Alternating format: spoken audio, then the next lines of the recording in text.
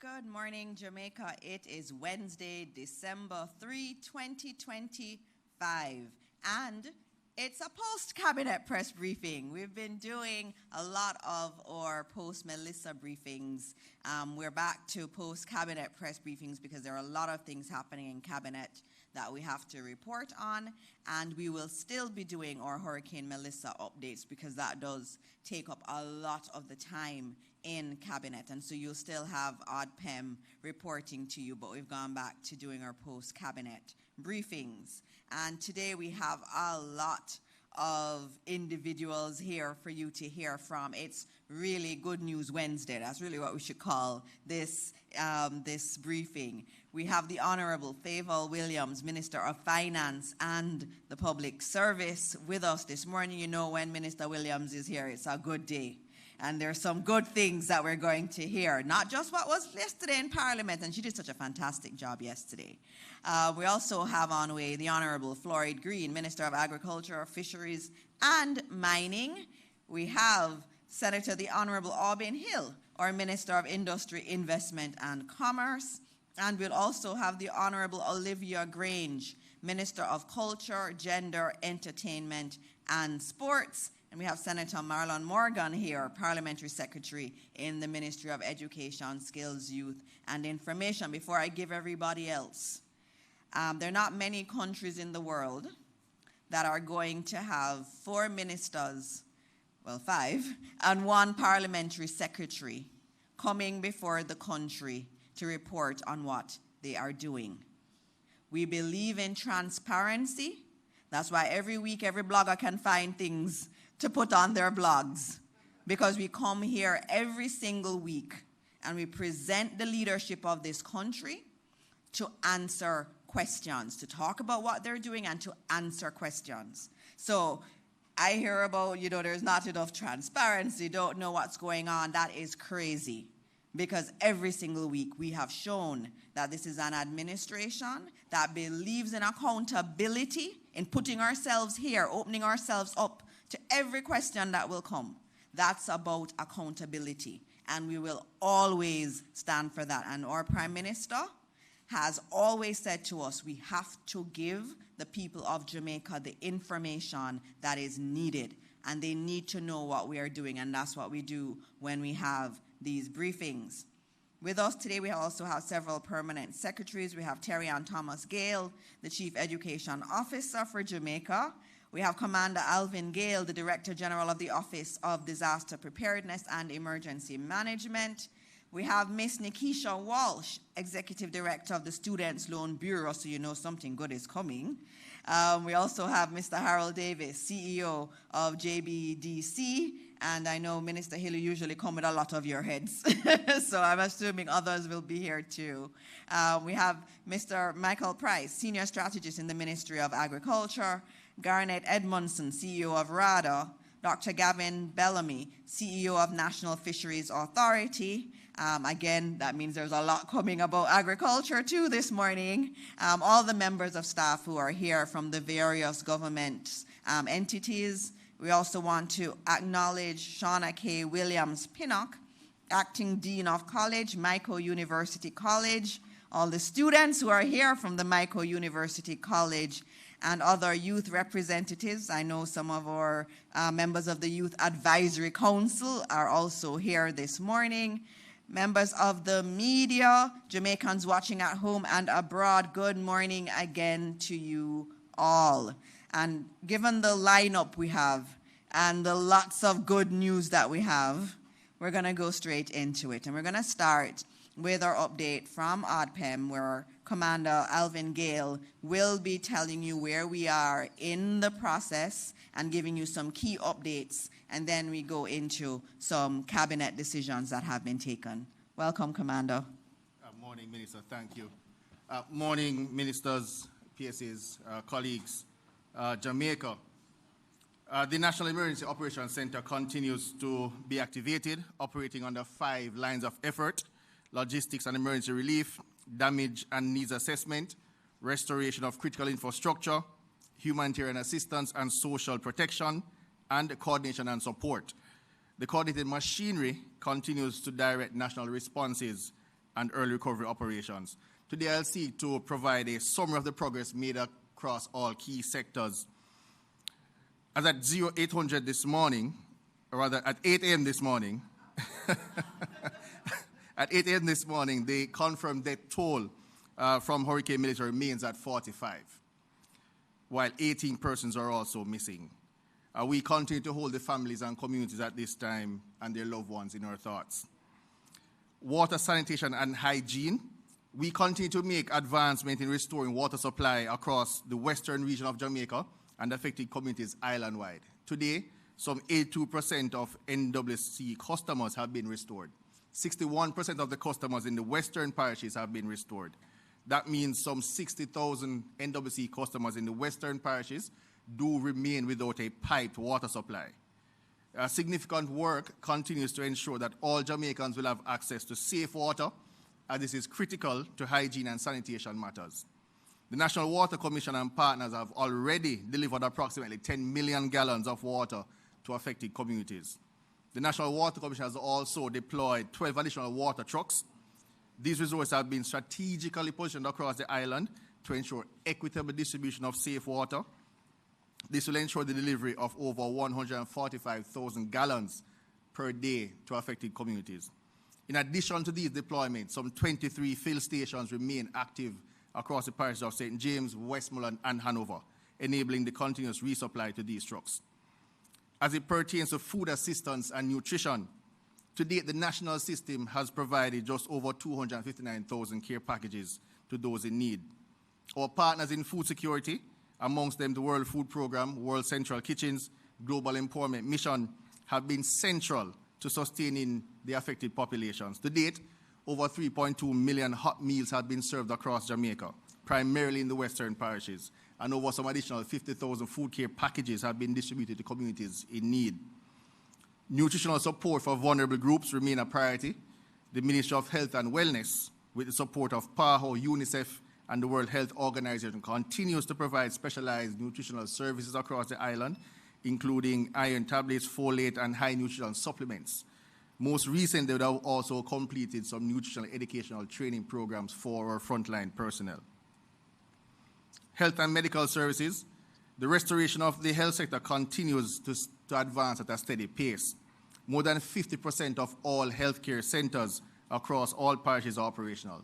24 hospitals are back in service, and some 325 health centers. Island-wide, 97% of our hospitals are back with JPS power. The Ministry of Health is also intensifying its public education messaging, primarily concerning infectious diseases, given the recent flooding and debris in particular areas. As it concerns shelter and humanitarian protection, across Jamaica, some 100 shelters remain active today, housing some 1,107 persons who continue to receive meals, hygiene supplies, psychological support, and medical assistance.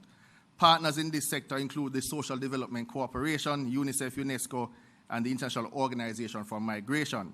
They continue to strengthen our shelter management processes through assessments, training, and the activation of reporting systems across parishes. The Jamaica Constabulary Force continues to support us through its Community Safety and Security Branch as they continue welfare checks on these shelters, various communities across the island. During their welfare checks, the JSF has also distributed some 10,500 care packages, ensuring that communities most affected and those vulnerable households are taken care of. I will indicate as well that Jamaica's security environment remains stable throughout this period. Across the island, some 1.6 million buildings have been assessed by GeoAI. Of that number, we have now assessed 215,000 to have some level of damage. It is estimated that 156,000 of these buildings will have varying degrees of roof damage. The Ministry of Labour and Social Security, with strong sectoral support, has been able to date, complete some 31,000 damage assessments as we work to ensure all buildings are assessed and develop plans for immediate sheltering and the rebuilding. As it concerns logistics and supply chain operations, the logistic operation has been scaled significantly since the onset of the emergency. To date, just over 100 shipments representing more than 2,000 metric tons of relief supplies have entered Jamaica. These include food, hygiene products, medical supplies, shelter material, and other equipment. The national logistics system operated by the ODPEM continues to be strengthened with support from the JDF, the MLSS, the World Food Programme, and SEDEMA. There's also now just been rolled out our disaster management information system, which houses the inventory portal for the ODPEM. System development continues at pace. In terms of energy restoration, the Jamaica Public Service is now at some 80% of restoration, and the national work continues on the national grid. This is one of the fastest restoration rates we've seen, given all disasters across multiple countries. Telecommunications, I'll report that over 90% of post-Melissa traffic is back online through Digicel and Flow. They continue with their restorations. In terms of the education sector, I'll indicate now that some 73 schools continue to house shelteries. Processes are underway to have persons go back to their own safe shelter. The Ministry of Local Government and Community Development is driving that process, strongly supported by the ODPEM. Private sector engagement, significant private sector engagement has been brought in the Melissa recovery effort. Whilst we note the reopening of our ports to include cruise ship piers, restoration of ATMs and remittance outlets across the island remains a vital component in this restoration. I will indicate that just about 39% of Jamaicans receive remittances monthly. Thus far, in the parishes of St. Elizabeth, Westmoreland, St. James, these have seen above 50% restoration rates for ATMs and remittance companies. The parishes of Hanover is at 20% and Trelawny is at 47%. So we continue to support that multi-sectorial rollout pertinent to bringing back remittances and banking stations online.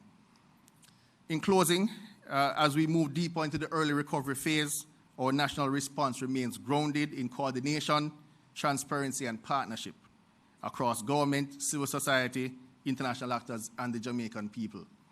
While significant progress has been made, ODPEM acknowledges that recovery is ongoing, and we remain committed to supporting every community, strengthening resilience, and restoring normalcy across the island of Jamaica quickly and as safely as possible. Thank you.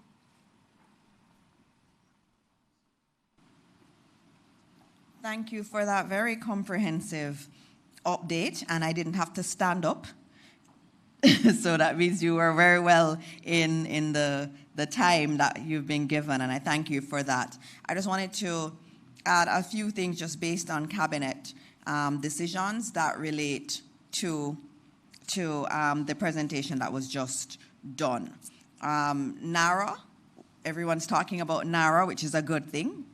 It's a very, very important innovation, and that's our National Reconstruction and Resilience Authority. Cabinet is still working through details of the NARA. Our government has always been one that is quite deliberate in everything that's done. We only have one shot at building back our country. One shot. And we have to do it properly. And so we're taking the time to ensure that the legal form that NARA takes is the right one for the purposes that we have. We're taking the time to ensure that the procurement framework is the right one that can spur action.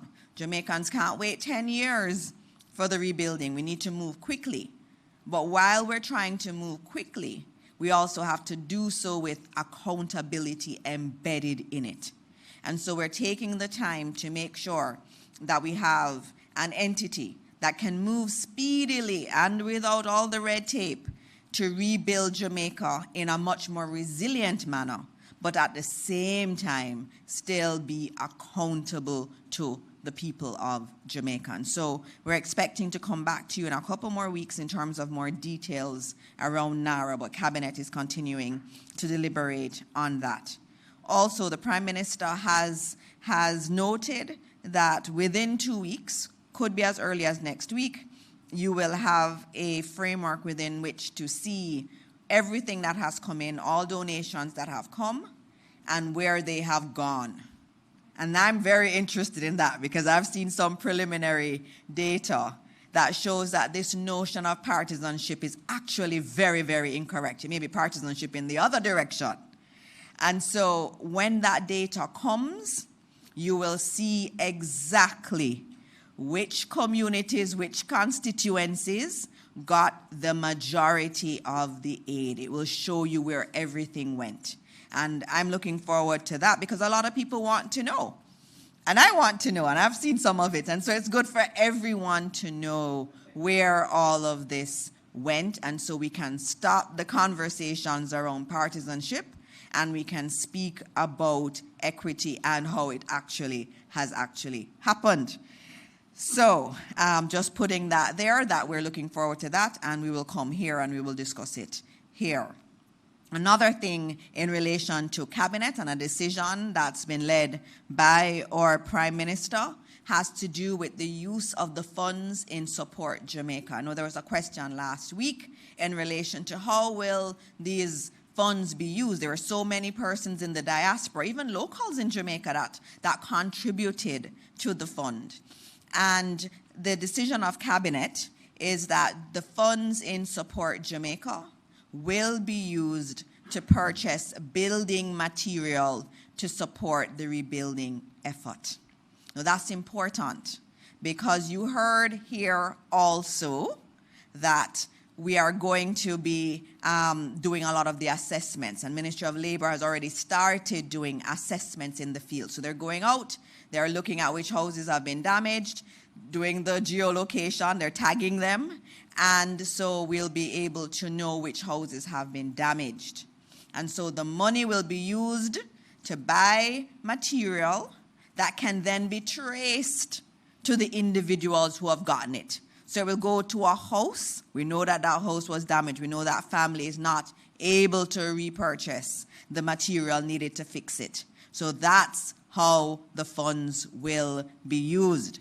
In addition to that, Guyana, and we thank President Ali that came with the CARICOM team that visited Jamaica. They have offered their corps of engineers to work with us, to work with the JDF. And so the JDF and the Guyanese team will be going out and fixing houses. They'll actually be rebuilding houses. But in order to rebuild the houses, they need material. And so we're using the Support Jamaica funds to buy the material to fix those houses. Now, only houses that have been assessed as having been damaged by the Ministry of Labor will be rebuilt. So remember, I spoke about accountability. Every step of the way, it's about accountability. And so last week, ODPEM couldn't give you an answer in terms of where the money will go because we're working through the right framework, because every Jamaican wants to know that that money is used appropriately. And so Cabinet decided on Monday at its Cabinet meeting that this would be how the funds would be used, and JDF and Guyana will be rebuilding houses, and we're very happy about that. Guyana has committed to rebuilding 200. The JDF can do an additional amount. The majority of those houses will be done in East Westmoreland. Yes, East Westmoreland. And the Member of Parliament has already been told this, and he is working to identify individuals. But as always, those individuals that are identified have to have been assessed as having seen damage. And so the Ministry of Labor team is working hard at that. And so those are some of the decisions coming out of Cabinet in relation to the Hurricane Melissa recovery efforts that are ongoing. Okay, now I go to something very exciting. I think that last one was exciting, the fact that the JDF and the Guyanese Corps of Engineers will be rebuilding houses for people who desperately need it built. But we also have some things that are very important, and today we're going to be hearing from Minister Williams, who has some exciting announcements, not just the ones from yesterday, but that too, but some really, really good announcement for young people. And I'm glad to have the students from the Jamaica University College here with us so that they can hear and go and tell the world what Minister Williams has to say. Minister Williams? Thank you so much. Good morning, everyone. Let me acknowledge our colleague ministers, Dana Dixon, Minister Hill, Minister Green, PSs, senators, Commander Gale from ODPEM, my own Nikisha Walsh, Executive Director of the Student Loan Bureau, and her team, media, students, ladies and gentlemen. I am overjoyed to be here this morning with the Student Loan Bureau. Nikisha Walsh and her team are here to join me in launching the Debt Reset.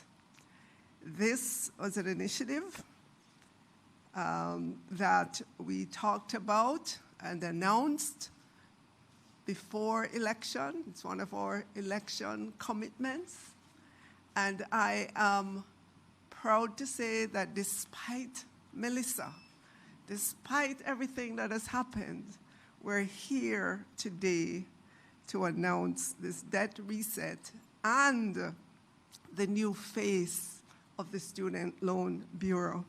And so I want to say this morning, the Student Loan Bureau is not your mother or your father's Student Loan Bureau.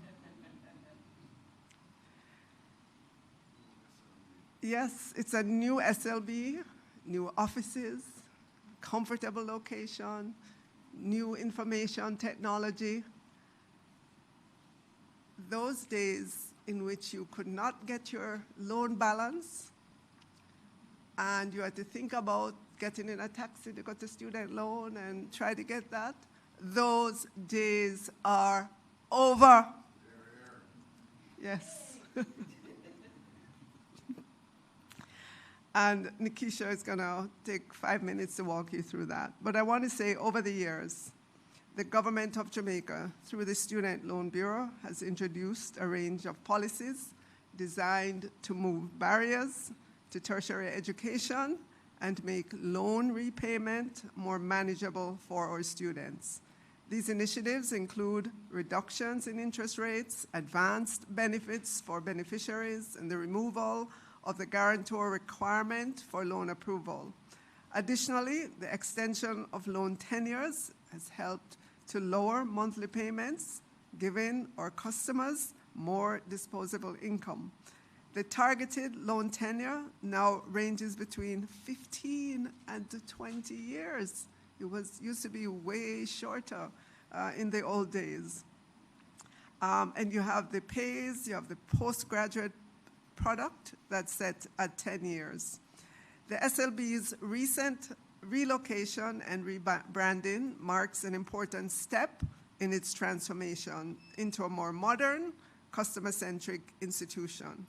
It reflects who the organization is today: innovative, resilient, and dedicated to meeting the evolving needs of the stakeholders. To date, SLB has assisted over 350,000 students, valued at approximately $65 billion. I am standing here today in the position that I have, and were it not for student loan, I would not be able to access tertiary education. And I want to say to our students out there, take a look at student loan. I have been into several of my communities in my constituency of St. Andrew Eastern, and students have come up to me seeking help for tertiary. And when I engage them and ask them about student loan, there is such a resistance and lack of knowledge. And I know the student loan is going to go out there and ensure that all our young people know about the benefits of student loan. In fact, they're going to ensure that they engage parents as well, because many times I've found it's the parents who are saying, no, my child is not going to take student loan. My daughter, my son is not going to take student loan. But I'm here to tell you that this is a way for you to finance tertiary education, and we're going to make the repayment of it as easy as possible. I know that many persons have called for us to look at repayment relative to the salaries that students are earning. That is the next door that we are going to open for students. And so this morning, I want to leave a little bit of time for, for our Executive Director to just walk through some of the main features of the system and to explain the debt reset. Yes.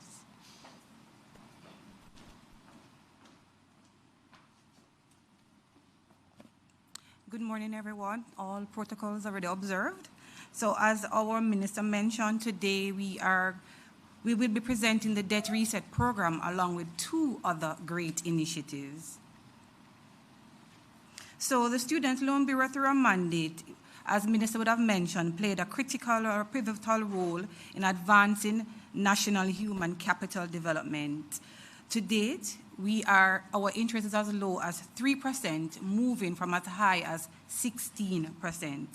At this stage of our transformation, the next critical step is advancing our digital capabilities to improve access, enhance communication channels, and strengthen partnership across the education ecosystem.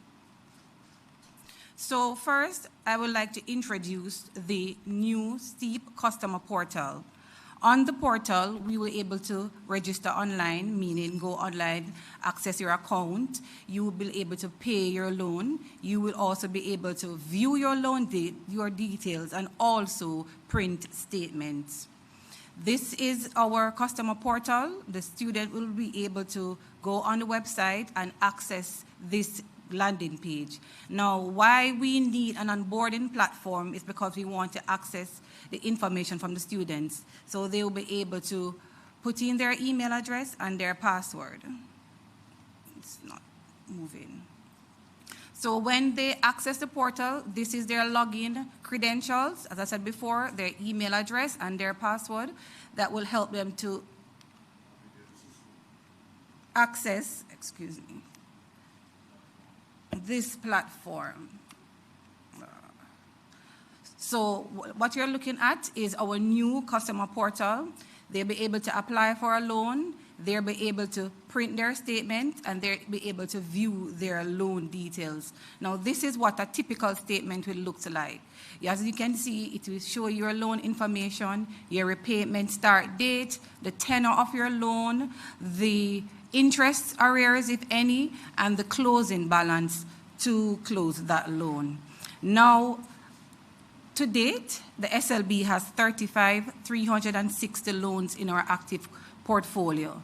8,890 are current, 11,634 are delinquent, and we have 4,836 loans in moratorium. So the debt reset program is an opportunity for our students to reduce their loan balances, eliminate accumulated charges, and establish a more sustainable path towards repayment. This initiative supports customers both in good standing and those in arrears.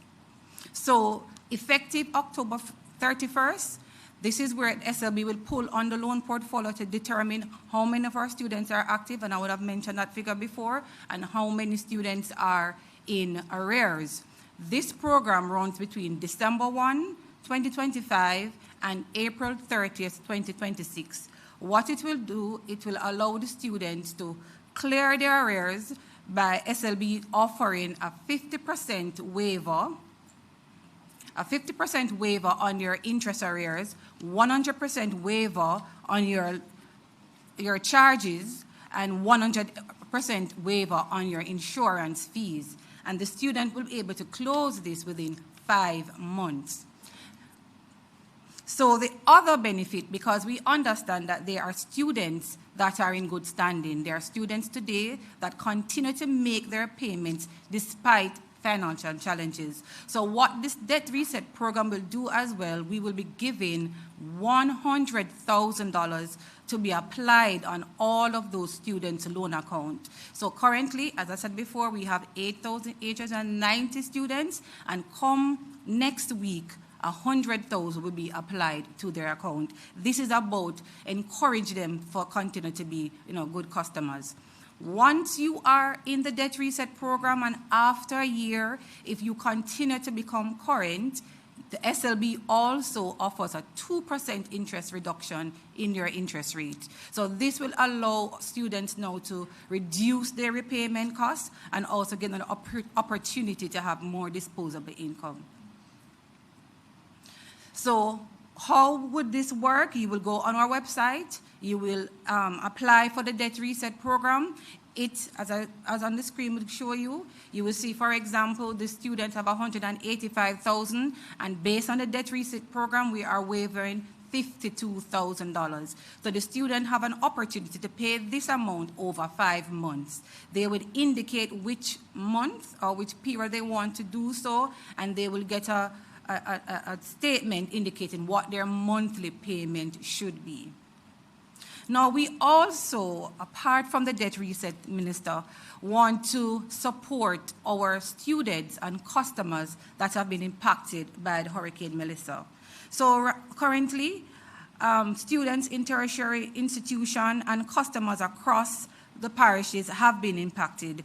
So SLB will be introducing several measures to show our commitment in protecting vulnerable borrowers, addressing post-disaster socio-economic disruptions, and upholding our mandate to ensure equitable access to tertiary education. So currently, we are already deploying efforts through our CSR activities. We would have been into some institutions, some schools, offering care packages and also giving donations to tertiary for the schools in terms of further rebuilding efforts. But we want to say to our students that we have another program that we want to introduce effective next week. So we are looking at 5 parishes: St. Elizabeth, Westmoreland, Hanover, St. James, and Trelawney. Currently, we have 1,948 students that are enrolled in institutions across these parishes. We have also identified 4,458 repayment customers who reside within these parishes. So what we are doing for the students that are in school, we are going to give them a $60,000 grant in aid to support their post-Melissa efforts. And for those who are in repayment, we are giving a 3-month deferment on their account from November 2025 to January 2026. Now the question is, what about those who are not in the 5 parishes?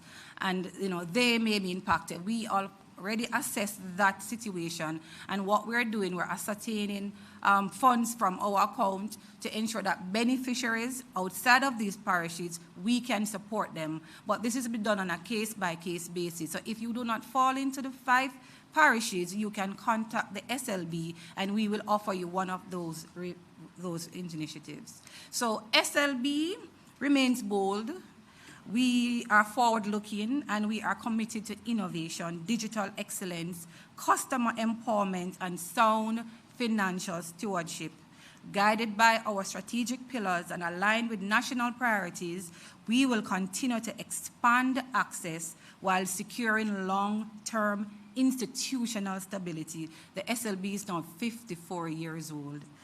As we advance, we affirm our mission to empower Jamaicans through affordable and accessible tertiary financing, enabling a stronger future for our citizens and our country. The student loan remains relevant, and we are building bridges, and we are transforming dreams. We are encouraging our customers to take full advantage of the debt reset opportunity.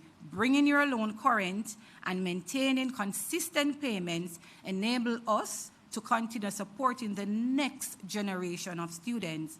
As a nation, we believe in lifting up each other.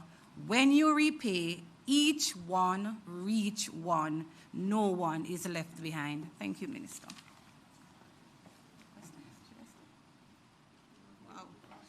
Thank you, thank you, thank you. That was very, very good. Minister Williams, congratulations to you, and congratulations to the SLB. And just noting, in our manifesto, it did put this in there. We had this in our manifesto, and it is being done. So we gave a commitment, and that commitment has been honored. We honor our commitments. And so, Minister Williams, I'm very happy this morning. And I know a lot of Jamaicans are very, very happy. Think about it. You get your balance. First, now you can go online and see what your balance is. Back in my day, you couldn't do that. You had to call and call and call, and nobody answers the phone. It's such a different SLB now. You can go online and get your balance, and you see the balance is 250,000. And you're like, when is this going to end? And then you see 100,000 credited to it, and now you only owe 150. That's what's happening. So if you've been current, you get rewarded for being current. And then those who have not been so current and you've had some issues, here you're getting 50% write-off on some of your debt. I mean, this is amazing. And remember also, for a lot of our young people, that your repayment history goes to the credit bureau, and it can have an impact on your financial life. So take this opportunity to get your finances in order. The SLB is here to support you. Minister Williams is here to support you. And there's more to come from SLB. There are more big announcements to be made. And do not fear the SLB. We're not here to be punitive and to be negative in your future. We want to make your future right, and the SLB is going to support you. And so, Minister Williams, what a great way to kick off things. The first manifesto promise that's been ticked. Thank you, Minister Williams. Now let's see. Minister Green, can you top that? Minister Green, every time I see him as House leader, I just smile and I am just so happy. Minister Green is someone who I admire a lot, and he made me come into this world of politics because he's just such a wonderful human being, and seeing humans like him in it makes you feel like you can do it too. And so this morning, I'm so happy to have Minister Green here to talk about what's happening in his portfolio, and also I get to congratulate him in public for being the new leader of government business in the House. Good morning, Minister Green. Good morning, Minister Morris Dixon. Thank you. Thank you so much. Our colleague ministers, Minister Williams, Minister Hill, Commander Gale, our permanent secretaries who are here. We do have a team from the ministry, CTD Palmer, our CEO of RADA, Mr. Edmondson, our CEO of the National Fisheries Authority, Dr. Gavin Bellamy, and also Mr. Price, who is in charge of our Hurricane Melissa recovery efforts. Other special invited guest members of the media, just to say, before I get into my presentation, just to commend the team at the SLB and Minister Williams, I too would not have been able to do tertiary education were it not for the Student Loan Bureau. I am well, at that time I wasn't a proud recipient. And I genuinely wished that we had some of these initiatives during that time. I'm going to age myself now, but my time was the time of add-on balance. Let me tell you something. Anyway, let's talk about the most important people in our society, our farmers and fishers. We are 4 weeks post the most devastating blow to our agricultural sector. I've already outlined in Parliament the scope and scale of the devastation, a preliminary figure which at that time was about 30 billion Jamaican dollars, or about 150 million United States dollars. But to put it in perspective and to explain that those figures were really preliminary, when the World Bank did their rapid assessment using their various models, they came out at about 300 million United States dollars of damage to our agriculture sector. That's about 60 billion Jamaican dollars. I visited vegetable farmers in Boghole in Clarendon and Mafuta in St. James, yam farmers in Litchfield in Trelawney, pineapple farmers in Pisgah in St. Elizabeth. I've personally seen what has happened in my own constituency with our melon, cantaloupe farmers, and also what has happened to scallion farmers in South Manchester. It is a most catastrophic event. Everywhere that I've been to, the devastation is like nothing we have ever seen. And most of these areas you would understand, like Boghole, we have seen multiple rain-related events and disasters. But again, I've never seen nothing like this. However, in all my visits, in all those interactions, the resilience of the Jamaican farmer has really stood out. Farmers are planting again, re-establishing nurseries, repairing greenhouses, and getting themselves in a position to feed Jamaica again. We must feed Jamaica again. And that is why the response of the government is critical to accelerate the pace of the recovery and to ensure that we hit our targets of feeding Jamaica again. RADA is the leading operational arm for our National Agricultural Recovery Program. And as was shared yesterday in the supplemental estimate, the ministry has received initial funding of $3 billion for the rest of the financial year that we will now roll out as a part of our recovery program. And this will be a joined-up effort between entities like RADA, Agri-Invest, National Irrigation Commission, the JAS, also our National Fisheries Authority, and our international partners like the FAO and ECO. The program focuses on production restoration, infrastructure rebuilding, and enhancing climate resilience. We have now completed what I call phase one. Phase one is our rapid assessment and our immediate relief stage. In that stage, rather largely through the use of drones, map the areas that were hardest hit and assess the extent of the damage. You would understand why we had to deploy drones to do this sort of work, because unfortunately, even our extension services suffered tremendous blows. A number of our extension officers. Jesus' name. Amen. Thank you so very much. And so, in welcoming our minister, let me acknowledge our minister, the Honorable Pernell Charles Jr., our Minister of Labor and Social Security, who's with us today as part of our panel. We want to also acknowledge the Professor Senator Floyd Morris, who is also with us this morning, who will set the foundation on accessibility, he being the representative of Jamaica to the United Nations Committee on the Rights of Persons with Disabilities. Welcome, Senator Morris. We also recognize prepare for the proverbial rainy day. We do know that some disaster is going to beset us, unfortunately. Either we're going to have an extended drought, or we're going to have a lot of rainfall, or a windstorm, something of the sort. So we have been now, over the last few years, ensuring that we have on-hand supplies that we can immediately deploy.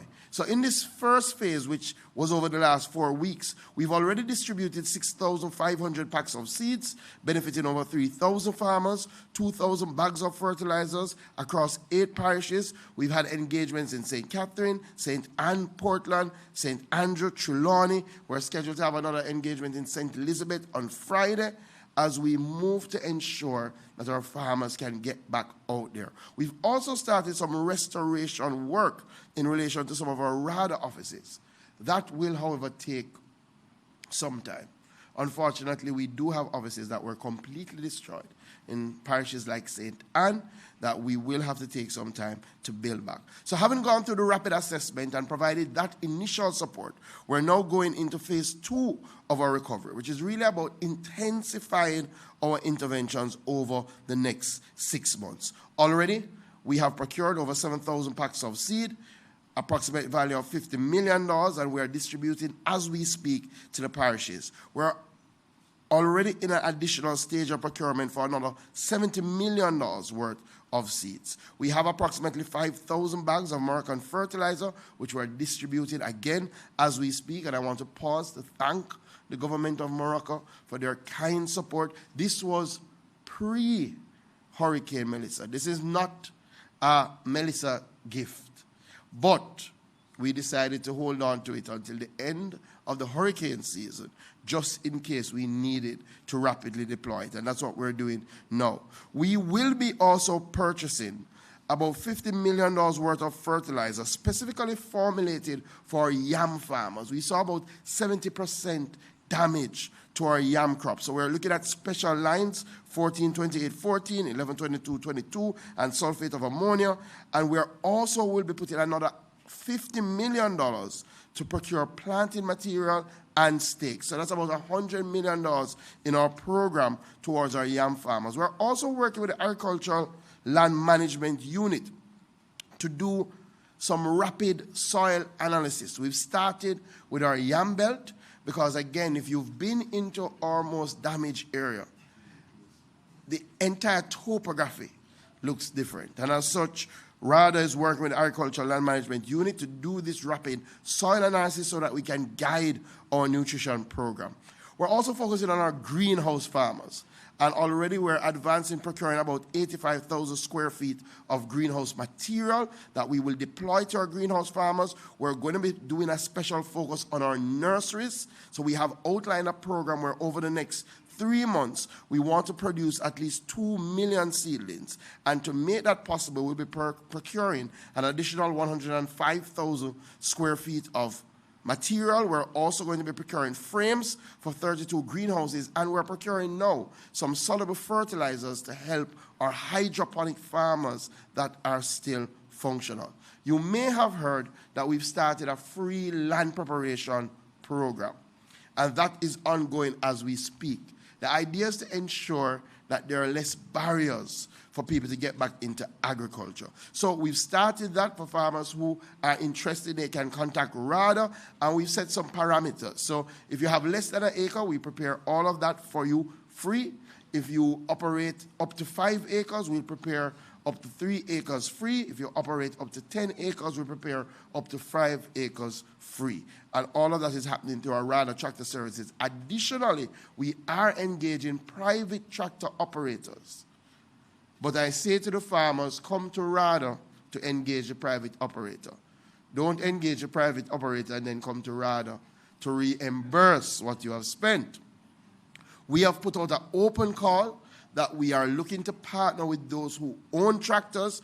We will take on that tractor on an arrangement. We will provide that tractor service to the farmer, and we will do the payments. There are some areas that we are targeting for immediate recovery, like our sweet potato. And through Bodles, we'll be providing 500,000 sweet potato slips, targeting our agro-parks, trying to drive up our sweet potato production. We've started procurement of water tanks, gravity drip kits, pumps, and drip lines, because, again, access to water is critical in the recovery effort. Additionally, I'm pleased to announce that of the $3 billion that have been earmarked by the Ministry of Finance, $800 million has been allocated for emergency work to our farm road network. Our farm roads suffered tremendous damage. And again, we all understand, if our farmers can't reach to the farms, if they can't get out their produce to the market, then we have another challenge. Clearly, this $800 million, based on the amount of work, may be able to do about 40 roads in this initial phase, but I'm very sure that as we continue and get additional support, we will step those numbers up. On the livestock, you may have heard some of the numbers. We lost about 458,000 hens, or about 40% of our laying population, which has significantly affected egg production. We lost about 700,000 broilers. We're starting the process of rebuilding that sector. Already we've procured 100,000 broiler chicks and feed, which will produce about 160,000 kilograms of chicken meat. We're starting distribution this week. Clearly, we're targeting the farmers that have the capacity to continue.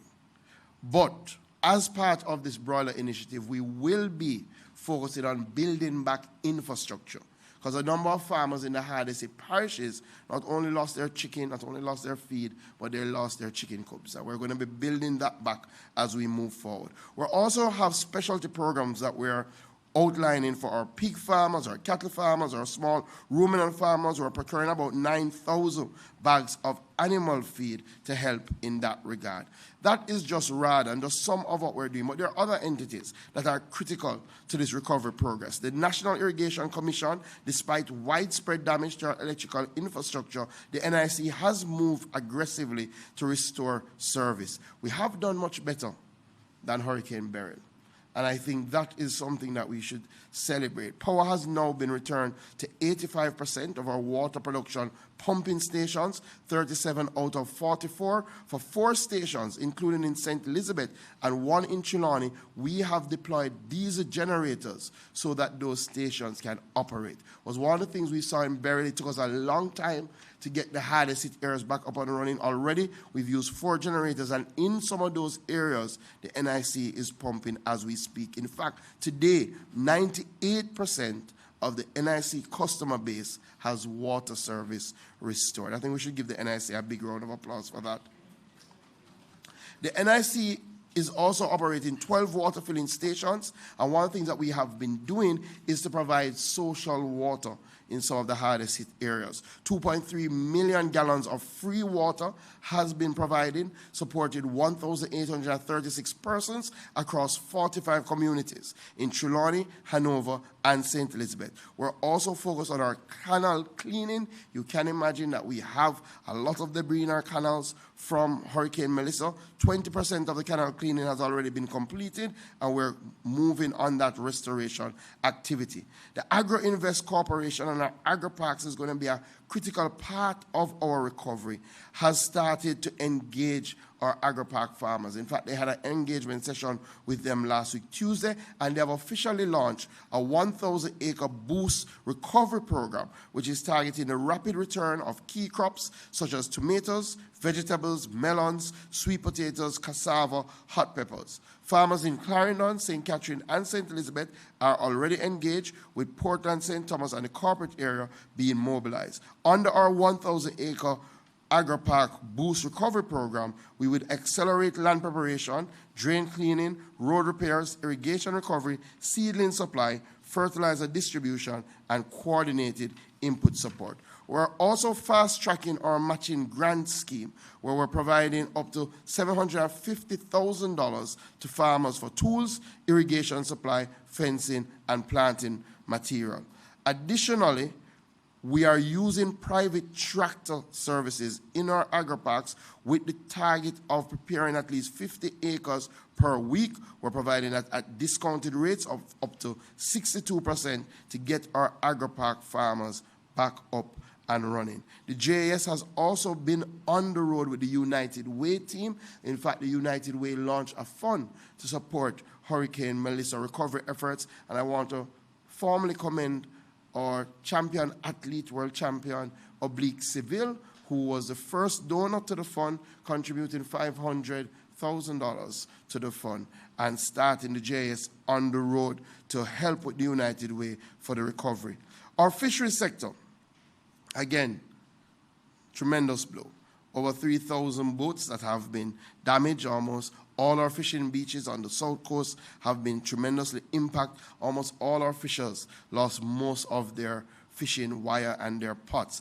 And as such, we have already started our immediate relief. We've already distributed over 900 rolls of wire valued at $19 million to fishers across 20 beaches. We're now emergency procuring 2,000 rolls of wire, and we will start that distribution next week. We've purchased 10 2,500-gallon tanks to be positioned at some of our fishing beaches to help our fishers and also those who trade in fish to treat with post-harvest and personal hygiene. We think that's very, very important. We're also going to be embarking on a program to distribute ice to some of our fishing beaches so that our fishers can get up and running. You know, across these beaches, a number of our fuel stations still do not have electricity, and that's why we have dispatched generators so that they can operate, and generators have been dispatched to Alligator Pond and Great Bay, and those stations are now operating. The White House fuel station, we've done some cleaning work, and our electrical assessment is on the way to see how we can get it up and running. You may have heard that as fishers, if you lost your identification card and your license in Hurricane Melissa, reach out to us. We're going to replace those free of cost. We've also, for the hardest hit parishes, We've also put in a 6-month moratorium on license and ID fees. So our fishers in those areas don't have to worry about that. They can come in and do their renewals free of cost. We're distributing net and wire across St. Mary, St. Catherine, Kingston, and St. Andrew. Again, part of our drive is in the areas that were not as hit as hard, that they can get out quicker. So we've been reaching to them and providing them with some support. The Old Harbor Bay Fuel Station is also back in operation, and we're going to be working with our mining division and our mining partners. And where we have fishing beaches that are in need of cleanup, we're going to dispatch teams to do that cleanup. Already, we have earmarked a team to go into Parity. Unfortunately, when you go into Parity, all the boats are in the morass. Boats are stacked on top of each other. We're going to move, hopefully, this weekend to try and treat with that. Our Veterinary Services Division has been doing tremendous work. In fact, we are now offering free veterinary clinics across various parishes. We've already done in St. Elizabeth, St. James, and Westmoreland. We're going to Clarkstown in Trelawney next week. That allows our farmers and pet owners to be able to carry out their animals, receive treatment, medication, wound care, vaccines, and nutritional support. In fact, the Veterinary Services Unit went with the JDF on a sort of air reconnaissance to look to see where we had maroon animals, to see where we're having particular challenges because of flooding. In fact, the ministry facilitated the export of 58 dogs that were rescued through some of these missions, from Negril all the way, some of them to the US, some of them to Canada.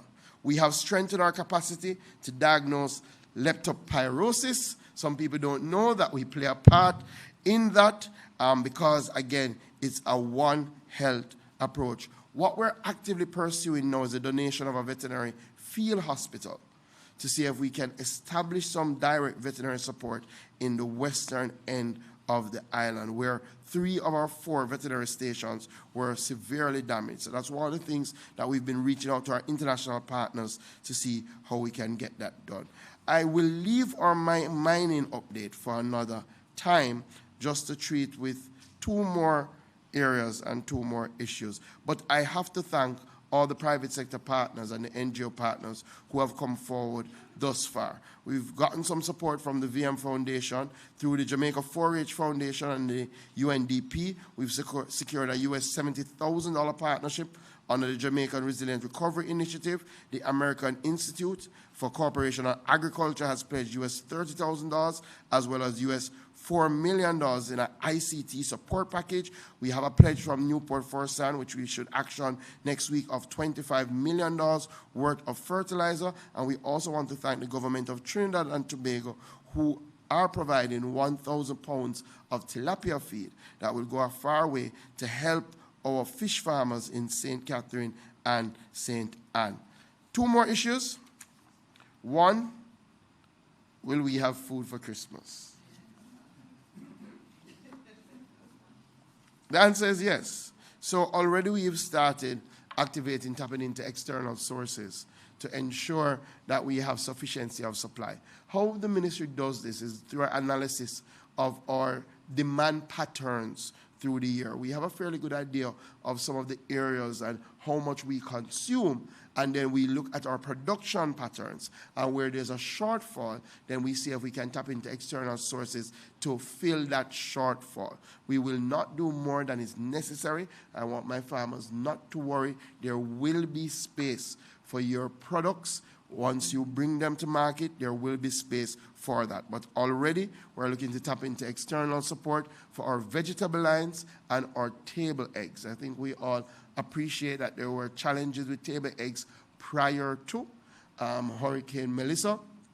Those challenges have been made worse by Hurricane Melissa. And now we're in discussions with the Ministry of Finance about the appropriate relief that is needed to ensure that these items can land here at a reasonable price so that our consumers will have access to fresh fruits and vegetables and will have access to eggs for the Christmas period.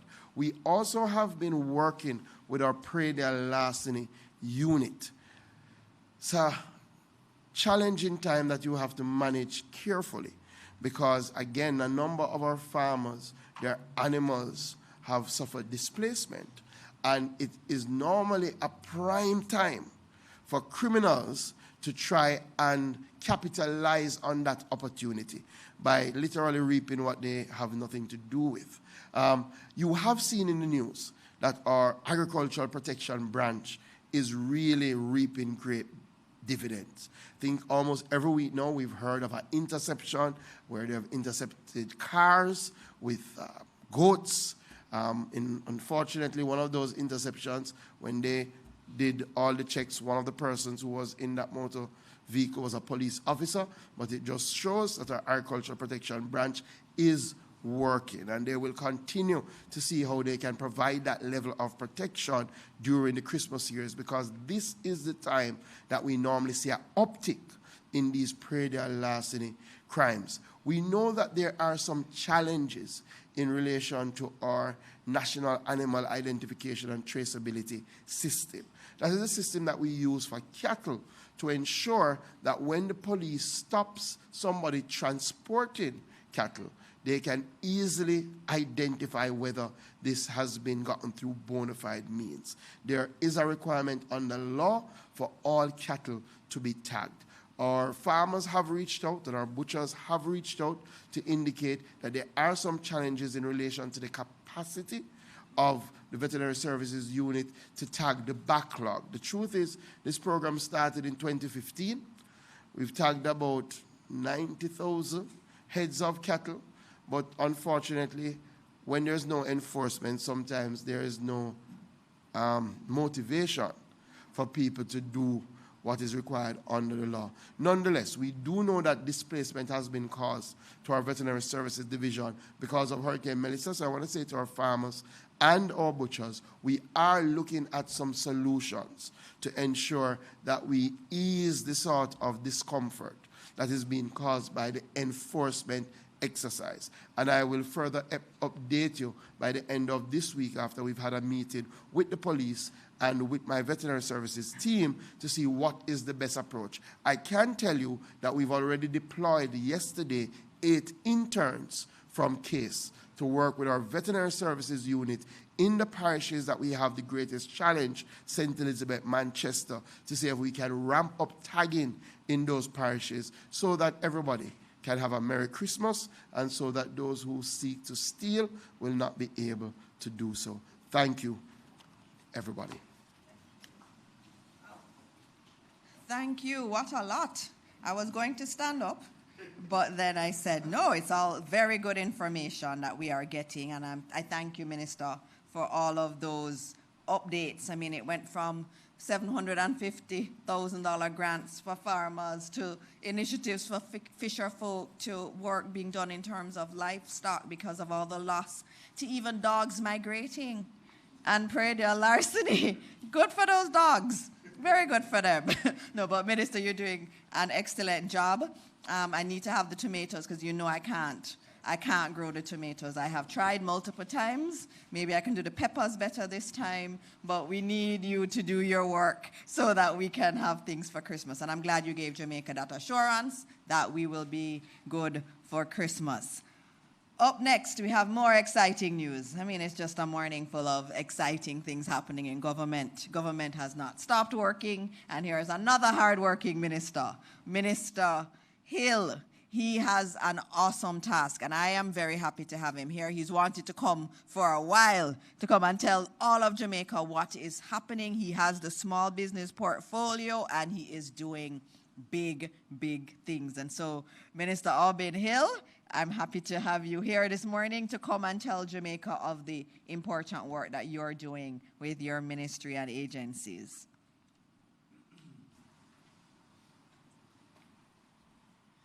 Thank you, Minister Dana. Minister Dana is how I like to call her in cabinet. I see my other colleagues here. Minister Grange, good to see you. Minister Green, Minister Williams, of course. And we all work very hard in cabinet to make sure this country stays good. I'm not in a suit this morning. You've seen me in enough suits. Since the hurricane, really, I've practically, without renting a house in St. Elizabeth, Westmoreland, St. James, and elsewhere, I've been really living out in the country. My team members have really been living out there. We come back all kinds of midnights, sometimes from all over the place. Sometimes I remember one day we did not eat we left here before 7 o'clock until well after 8 in the night. We just kept going. Permanent Secretary Sanse Bennett Temple is here with us this morning. Our team leads, headed in this instance by Dr. Cliff Riley, who is the head of the hazardous substances. You are the regulatory authority. So every time you go to a dentist, please look on the door and see if you see HSRA on it. If you don't see HSRA, you may not be getting the right amount of nuclear atoms or whatever they put in your jaw to get the teeth out or fix it. The dentists need to have HSRA on their door. On their doors. Look for it.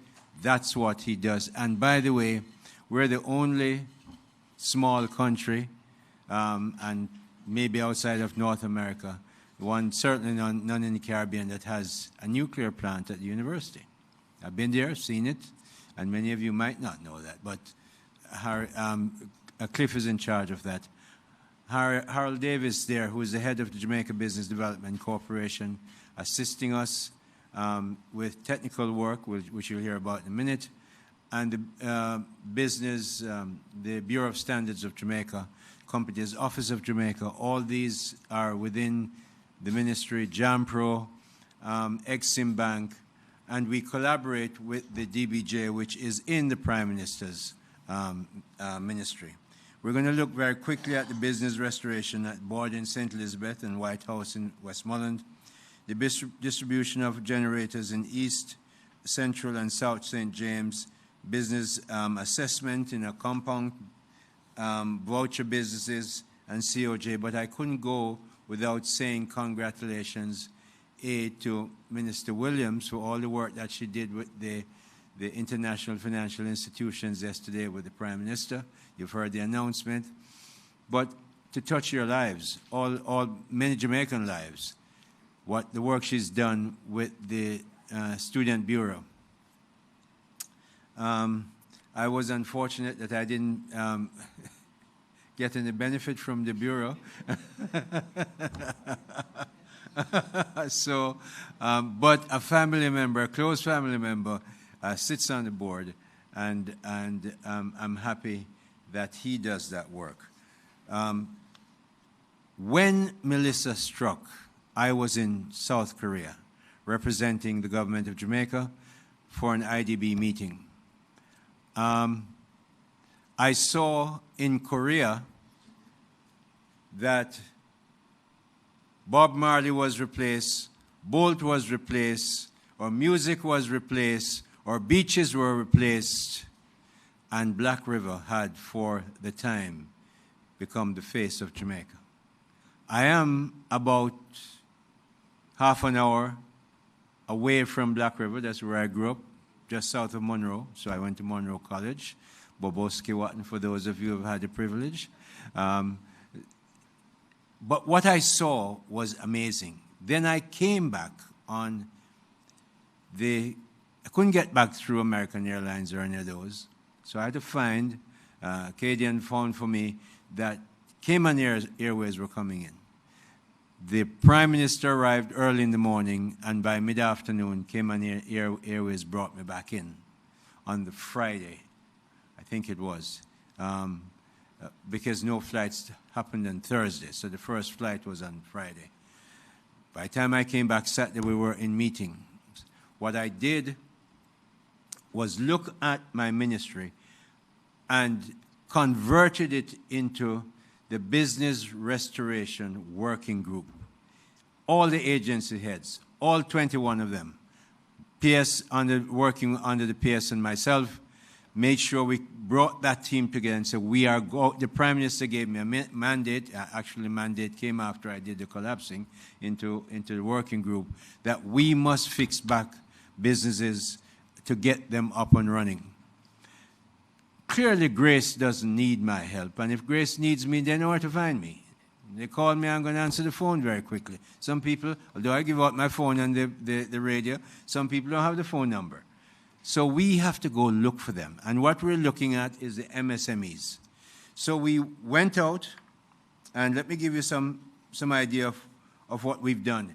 What we looked at, 20% of our businesses operating in Jamaica, not the big ones, come to about 15,000 odd, 20%.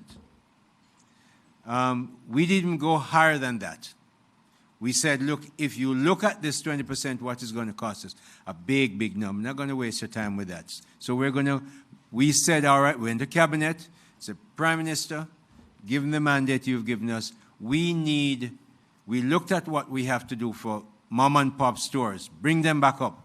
We said we want $20 million to start with 50. Cabinet reviewed it, gave us the money. Out we went. So we went down to Border.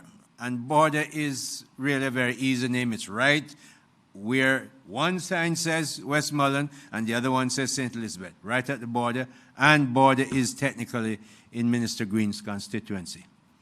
So we found 44 shops there. Harry and myself, we went down with Dr. Riley and some others of our team. Harry brought his engineers. Subsequently, later on, we got engineers from BSJ for the generators. And we said, here is a cluster. There are 44 families, mainly women, but some men, who operate from there. Everybody knows it. There are 26 fishermen that supply them. There are any number of farmers that supply the food and the vegetables that go into the whole thing, and we took it on. They get a contractor, and Minister Morris Dixon, myself, and Minister Green, a couple others were at a dinner last night, and we were talking about the procurement process and what the procurement process does to getting things done. It's not made for emergency. It was never made for emergency. And yes, they tell you that there's an emergency contract, and you try that.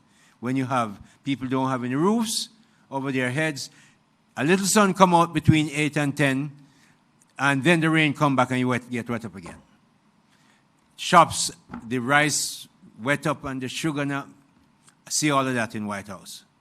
So we have to, and yet we have to make sure, as Minister Morris Dixon said, make sure we do everything in an accountable way. We can't take taxpayers' money. When I was at NCB and we want to build a branch and we want to give out $200 million, we have a meeting with the board and we're done and we give out the money. Or if I have my own money I want to give, I can't do that with taxpayers' money. So we have to work with what we have until we change the rules. And I'm saying right here now, for a long time, I have been on the record, so like so many ministers and so many other people in government, that we have to change those rules. I mean, we know how that is. Cabinet makes those decisions and it goes to Parliament and so on. But the emergency of Melissa especially tells us that we have to do some work on that part of legislation. So we have all those numbers I tell you. We looked at over 600 businesses. About 262 were in Trelawney. We have another bunch of 285 in Hanover. We have 18 St. Elizabeth, about 30 or so in St. James. A lot of businesses, and these are where we have visited them. How do we get to visit them? We call the biggest contractors. The first meeting I had, in fact, was with distributors. All the big distributors. Grace, Caramed, Blasco, Wisinco, all of them. And we had 100 people in the meeting, the business community, and say, we're going to have to get the businesses back up. Why? Because we can't keep giving out care packages to people. First, after all, they don't want it. Not that they want it, but they don't want it that way. They need to get their lives back up and running. And so you have to have businesses running. Why do you have business running? Because the distributors have, visited many of the warehouses. Some of them told me that they have goods enough for 7 weeks to 6 months. And you see more coming in. So we had the goods coming in. The distribution network had to work so that we pull it through. We're setting up these businesses so we can pull it through to the retail, get goods on people's tables and in their houses, so that the Honorable Favour Williams, running the Ministry of Finance and Public Service, will have revenues coming into her coffers so that we can look after what we must do. If we don't pull those merchandise, whether it's hardware or foodware or bleach, if you don't pull that through, we won't get the revenues. So it's vital that we got businesses back up. Not people, of course. You hear a lot of reports every day on how people have to be looked after in their homes and give them food, and hospitals and farms have to get back. But businesses were there, have been there working quietly. So where are we now? We looked at, we put in a contractor through JBDC to fix border. It's pretty much done, in the sense that the structures are back up, and you should see them. We made sure the first structures that were there were not embedded in concrete. Every one that has gone up, every one of the 44 that has gone up, embedded in concrete and straps with hurricane straps, so that the least of the wind won't blow it away. We're not going to look for a category 5. We can't stand that, but it's strong. We're doing all that. Sean Paul was down there early with us, and Sean gave some people some board and zinc and so on. And then when we came, we saw Sean, and I talked to his people. I haven't seen him. He was off in Dubai doing his business. And we said, the people came to us and said, look, we don't have anything in our house. We don't have, we need the zinc to go in our house. We need the board. 2 or 3 of them came to us and said, if you're going to fix this back, and they asked me, stand up in my face and asked me, you putting it up to tax us? Because the rumors start, of course. Government put it up so they can tax you and get your name. And I said, no. How many containers, as one of the ladies that talked to me, I said, how many containers you bring in a week? She said, containers? I said, I don't bring in any containers. I said, you know how many containers Grace brings in? I said, you know how many containers Wysinko brings in? Why am I going to talk to you about taxes? So we know we're not going to tax you. We're here really to help you. She said, all right. Please take this down and give it to me so I can go to my house and put it in my house, because we fix everything for them. When you pass here, you'll please it. But then we went on. So Sean Paul is a corporate that came in early. I spoke to another big corporate house. They will take care of all the painting, all the decorations, all the naming of the shops, millions of dollars. I said, we'll do it. Then you have to have a revetment at the back. We're going to put in some boulders, either stones and or concrete, to keep the water out, because you don't want them flooding back into the place. We're going to make sure that there's some eating places. We're putting some kitchens behind there that they can use. So whatever the Prime Minister said, and he was saying before Minister Green and myself yesterday, we're not building back better. No, we're going to do better than that. We're building for the future better than we ever were. So anything we're doing down there, whether you're in, you see what Student Loan Bureau, them building already for the future better than it ever was, like she was down here listening. So, you know, that's how we have to do it. And I'm glad the PS is here. I'm glad Harold is here. I'm glad Dr. Riley is here. You understand why we push so hard.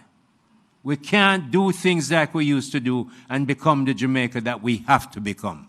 So understand. Luckily, you understand I come from the private sector. I don't. All my life, I lived in an organization, in an industry that you were always under scrutiny, because I run banks. So I'm not afraid to hear that the Auditor General is coming. I leave every summer, going and look at whatever I do in the bank. I'm not afraid of that. We can't be afraid of that. But we must also get things done urgently. People are in desperate need, and we can't just wait until it's convenient. Where's my mic? Hello? The moment I talk about Auditor General, they cut me. You can't do that. Come on. who's anyway, you can hear me. Yeah, I don't need a mic. So we're looking at those houses, but those businesses. We have the biggest meat operation and grocery operation in White House. We're looking at putting on the roof. The roof went. The cold storage went. We called Jamaica. They work with Jamaica Brothers Group and us, and the cold storage went back up. It's a big place, and it's the main thing there. And we now need, Harold, we have been a little bit back and forth with this. I want to see the back and forth done. I want really a decision by today, tomorrow, that we go in and start fixing. And we're not going to waste taxpayers' money, but we're not going to wait forever either. So we need to get that done. That's the way we really have to work to get this back up. Then, Monday morning, I hear the Prime Minister announce that, hey, I'm going to ask Minister Hill to go up to Akampong and see what's happening up there and look at what's going on. So, as the newscasters finish, I may understand what them said. Me call Cliff and say, Cliff, you hear what the Prime Minister said on radio? So you and your team leave now and go up there and look at it. They looked at 26 or so businesses. So by the time I get to Cabinet and the Prime Minister was giving us a briefing and how it went and so on, I said, my team is in Akampong right now. Subsequently, we understand, of course, Akampong is a cultural part of our history, and Minister Grange handles that. So we had an agreement before we left Cabinet, as I told you yesterday, Cliff, that Minister Grange and I, when the generators are going in, we're going up, and the roofs that we're helping to put back will be going up there to make sure everything goes well. But you were well received. You didn't have any issue, and you got your work done with your 25 houses. So what else are we looking at? When you look, we're now going to move to another cluster in middle quarters, but I've gone to all those constituencies in St. James and the other parishes that we're looking at that are badly affected. The key is that we have to move fast. So we went in for the generators. We went out, and all of these places I visit, all of them, I didn't know Minister Bartlett's constituency was so big. I drive till I'm tired. And I'm not driving. So you understand that MPs have a lot of ground to cover. And we called them and said, where should we go? After we check with the distributors so that they're in business. And then we went and looked, and we installed, 11 generators by now. The first constituency we actually went with, because of a comment that Minister Morris Dixon made this morning, was not a JLP constituency. It was in South St. James. MP Birchall's constituency. PS and the team were in there first time looking at everything. We looked at 13 or 15 shops. We started there in putting in generators. We're going to put more so that the businesses can operate. And where are we putting them?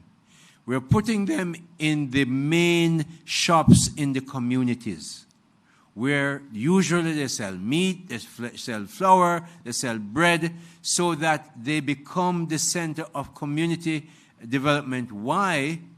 Because we're working, Minister Marks, Senator Duncan, Alok Jan in the Prime Minister's office, and myself, we're working to get, and others doing the technical work, we're not doing the technical work, to get a voucher system in place to help pull those goods through the supply chain. Mothers who don't now have a job and have to take care of our kids going to school, they need help. Other people who are elderly and need some additional help, they'll get some vouchers. That's being worked out. It's not yet in process. And of course, yesterday I had a press conference with Dr. David Lowe of the DBJ, and that $1 billion that is now ready to be deployed. How is it going to be deployed? Additional funds to to people, mainly in the MSME regions. And then we have Exim Bank working with them. The MSMEs that are operational are desperate to get some financial relief. Dr. Lowe and myself are working that they will get a moratorium on their principal and interest. The same thing for Exim Bank. And therefore, we see that as we look at building up businesses back so that business can get going, to get us avoiding constant care packages and revenues coming into the government, but getting Jamaica back up to a place where very quickly we become the symbol of a country that has gone through pretty much a near disaster, a disaster in some places. Many places, parity people, I went down there, the houses are flattened, and the sea was up in maybe a kilometer in. So all those things are coming back. But you know something, as the Prime Minister said, we are known for building a country back from a place where we were a basket case. Well, we now have the opportunity and tremendous assistance and goodwill locally and internationally to become that country that can restore itself with significant resilience and building much better for the future. And a big part of that is working with businesses to make that happen. That's where we are, and I'll take your questions later on.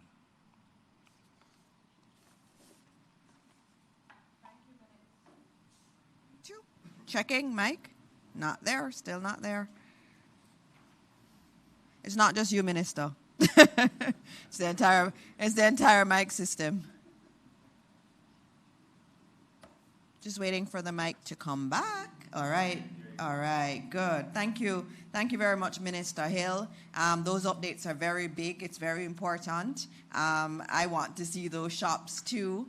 It's so good to see shops across Jamaica getting generators. When the shop is back up, the community has hope. And so that work is really good that you and the team have been doing. And I know you're rebuilding shops at the same time. There's just so much dynamism there. And I want to thank you very much for all of that work. And I know you'll come and show us all the pretty pictures of the shops that have been rebuilt. All right, so we saved the best for last. I don't think the ministers think so, right? But the most beautiful, the most wonderful minister of everything. You know, your portfolio is so long. Minister Olivia Babsy Grange is going to round out the presentations this morning, and then we'll move into questions. Minister Grange, welcome as always. Thank you, Minister. I just want to acknowledge my colleague ministers and all the ministry support team that's here. The protocol has already been done, so I've adopted the protocol, Minister Morris Dixon. All right. But this morning, I want to provide an update on what my ministry, the Ministry of Culture, Gender, Entertainment, and Sport, has been doing to assist with the hurricane relief effort. But first, I want to say a huge thank you.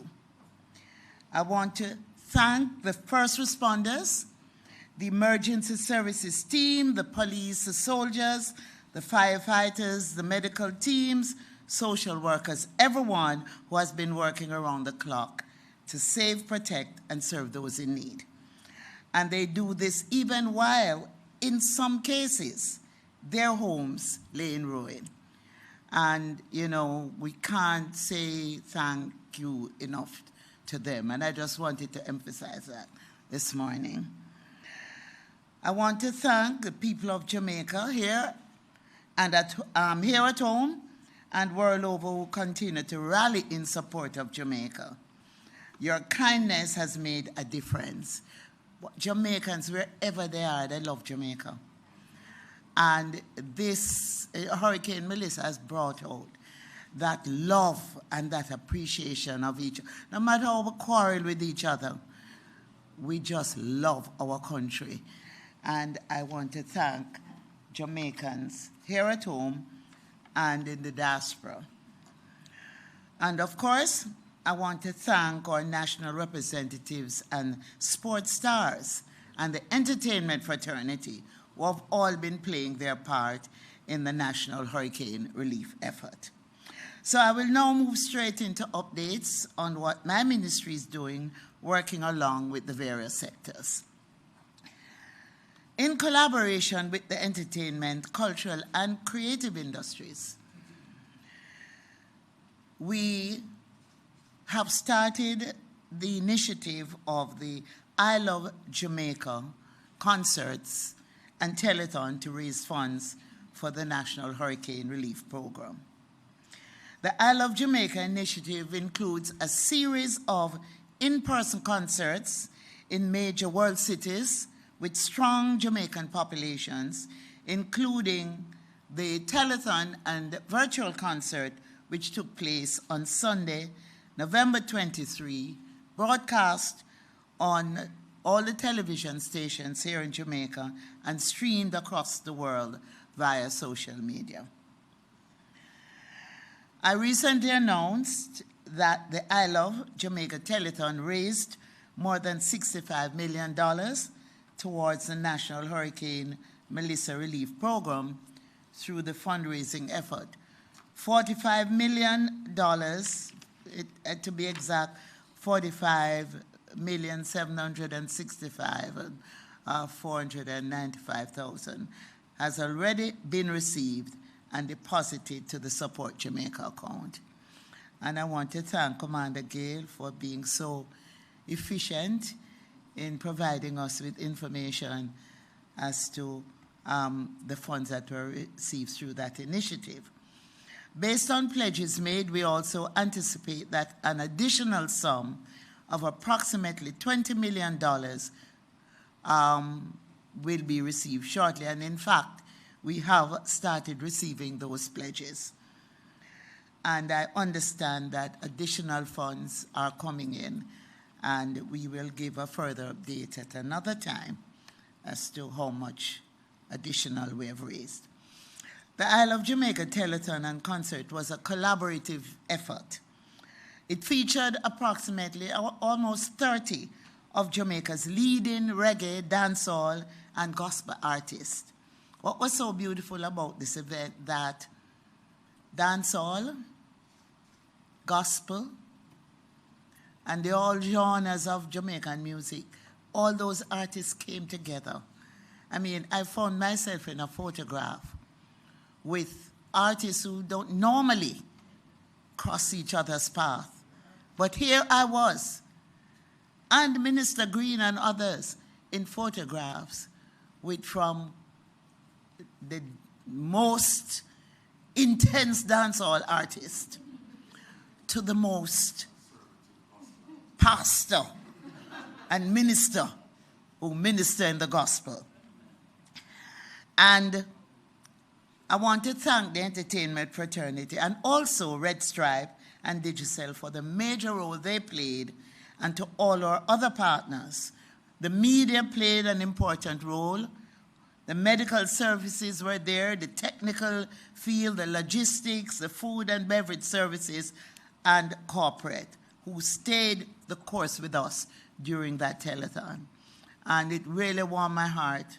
You know, I see all my colleagues turning up, most of my colleagues turning up, and manning the phones and taking calls.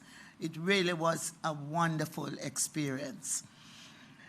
Now, in addition to participating in the telethon, we have received a number of correspondence, and I want to read this correspondence, which is from Prince Ermias Sahel Selassie Al Selassie. And this is the grandson of His Imperial Majesty Emperor Al Selassie.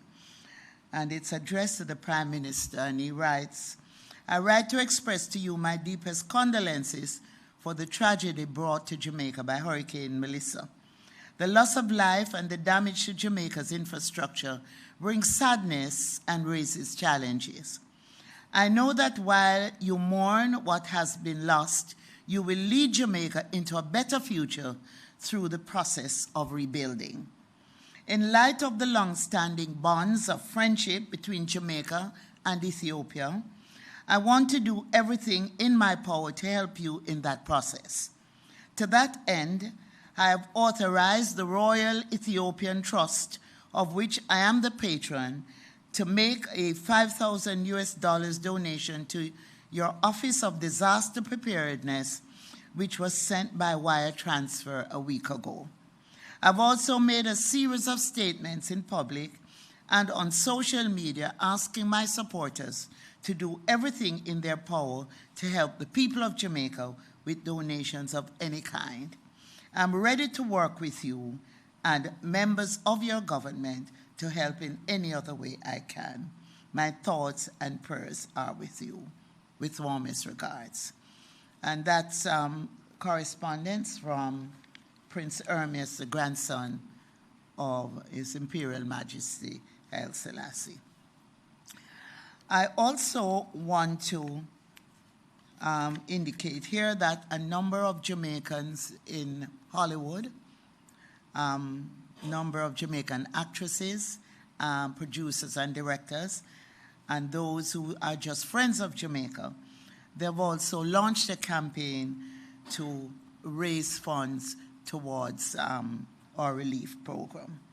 Those include comedian Orlando Jones, director-producer Benny Boom, John Buffalo Mailer, Dallas Jackson, among others.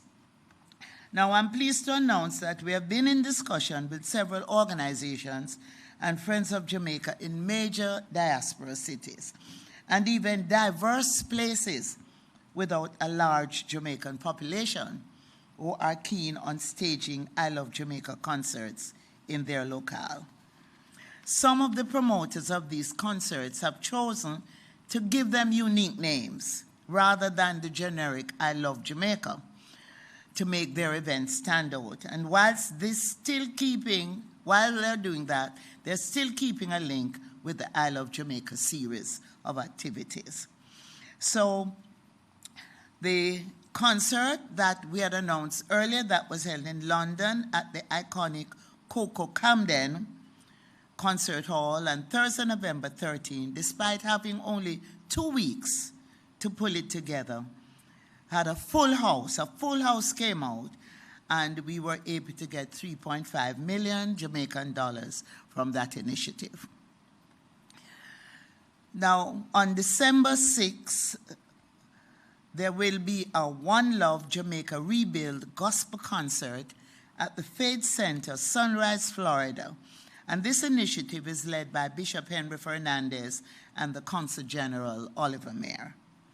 On Friday, December 12th, the Jamaica Strong Charity Concert at USB Arena, Long Island, New York, will be held, and this is an initiative by Bobby Clark of Irie Jams, New York, Shaggy, and Sean Paul. And this will be a major event that will also be carried on YouTube. And on Friday, January the 2nd, there is the Stay Strong Jamaica concert, which now will be held at the Hard Rock Cafe and in Long Island, New York. And this event will feature a number of our most outstanding performers, and those names will be announced at a later date. We're also in discussion to have concerts in Nairobi, Kenya, in Dubai, Qatar, and the UAE. But I will make further announcements on those. Moving on to the church, the religious matters, I want to thank the religious community and the faith-based community who have been providing comfort as well as spiritual, emotional, and other important support to our people in this trying time. In keeping with the responsibility that was given to my ministry to mobilize the religious and faith-based communities to support Jamaica's relief activities, I assembled the National Religious and Faith-Based Hurricane Task Force. And this task force is being coordinated by Dr. the Honorable Bishop Harold Blair. And he is supported and assisted by Bishop Bengucci. The task force was set up to streamline and coordinate requests for support and assistance from individuals and groups, primarily in the parishes that have been severely affected by Hurricane Melissa, and to align the request with the distribution systems and protocols of the Ministry of Labor and Social Security and the Office of Disaster Preparedness and Emergency Management. However, the first initiative of the task force was to establish National Days of Prayer. And the first weekend was Saturday, November the 15th, and Sunday, November the 16th. It was further expanded to a second weekend where the PBCJ recorded prayers by various denominations and faith-based representatives. And this went very well over the weekends of November 22nd, 23, and November 29, and November 30. And the religious and faith-based organizations have been doing their part in the national relief effort, and I really want to thank them again. Now, approximately 7,500 religious spaces island-wide have been playing their part, but they have also been impacted by the hurricane. More than 300 church buildings have suffered damage, with several completely destroyed. Nonetheless, in every parish, congregations have continued to serve faithfully. I will now move on to the National Registry of Volunteers, which was established. And I want to thank the many volunteers who have signed up to the National Registry and have been giving their time, skills, and putting every effort into this mission of love, care, and compassion. The portal allows, a portal which is set up on Support Jamaica website, allows volunteers to indicate their areas of interest, preferred volunteered locations, and availability. And volunteer registration was open to the public to support a wide range of recovery activities, including food distribution, shelter operations, first aid, medical assistance, transportation, driving, communication, coordination, administration, registration, counseling, psychosocial support, and meal preparation. As of November 24, 4,325 people have registered to assist across the multiple sectors depending on national needs and deployment planning. Their information has been compiled to facilitate targeted assignments as recovery operations progress. So far, volunteers have been provided upon request to the Ministry of Labor and Social Security, as well as to the Ministry of Education. I will, on another occasion, give an update on the area of culture, where we have started visiting cultural communities. You will all see that the Prime Minister led a team to a compound, and the visit there went very well. We will be visiting all the other Maroon communities, as well as communities established by the Rastafari mansions, as well as areas, as well as the revival churches. So that update will be provided at another time. I just want to indicate that my area of culture, gender, entertainment, and sport is sort of the areas that create that connection between people. And I have witnessed a spirit of unity. And I'm really happy to say that unity is alive and well in Jamaica. And I want to thank all those who have come on board to make sure that we are true to our motto, out of many, one people. Thank you so much.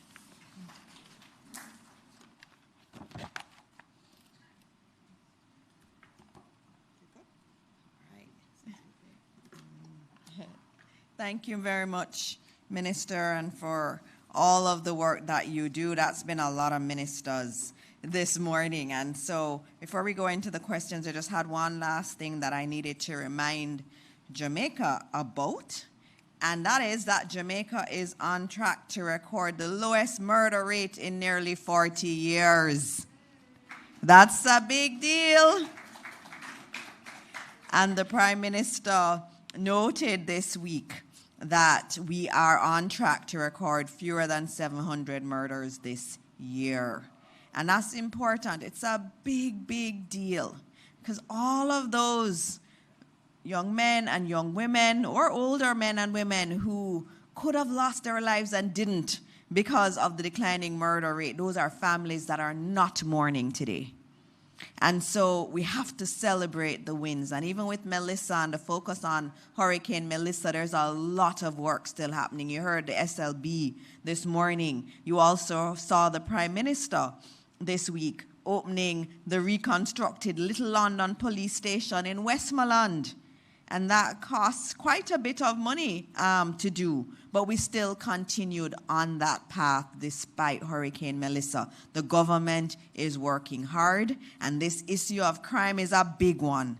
And we have not stopped working to bring our murder rate down in this country, and work will continue on that. Today is also the International Day of Persons Living with Disabilities. And so we want to recognize that day today. I know many of our individuals from the deaf community said they want to hear these briefings. And so Tony was so wonderful to come and support us to ensure that all of these announcements that we're doing, they're accessible to those communities. And this administration is committed to continuing to work with all persons living with disabilities so they truly feel that they're a part of the entire decision-making process in this country. All right, so question time. Rasheen, I'm going to come to you first, and so that you can ask the questions from everyone. Okay, thank you. Good morning, everyone.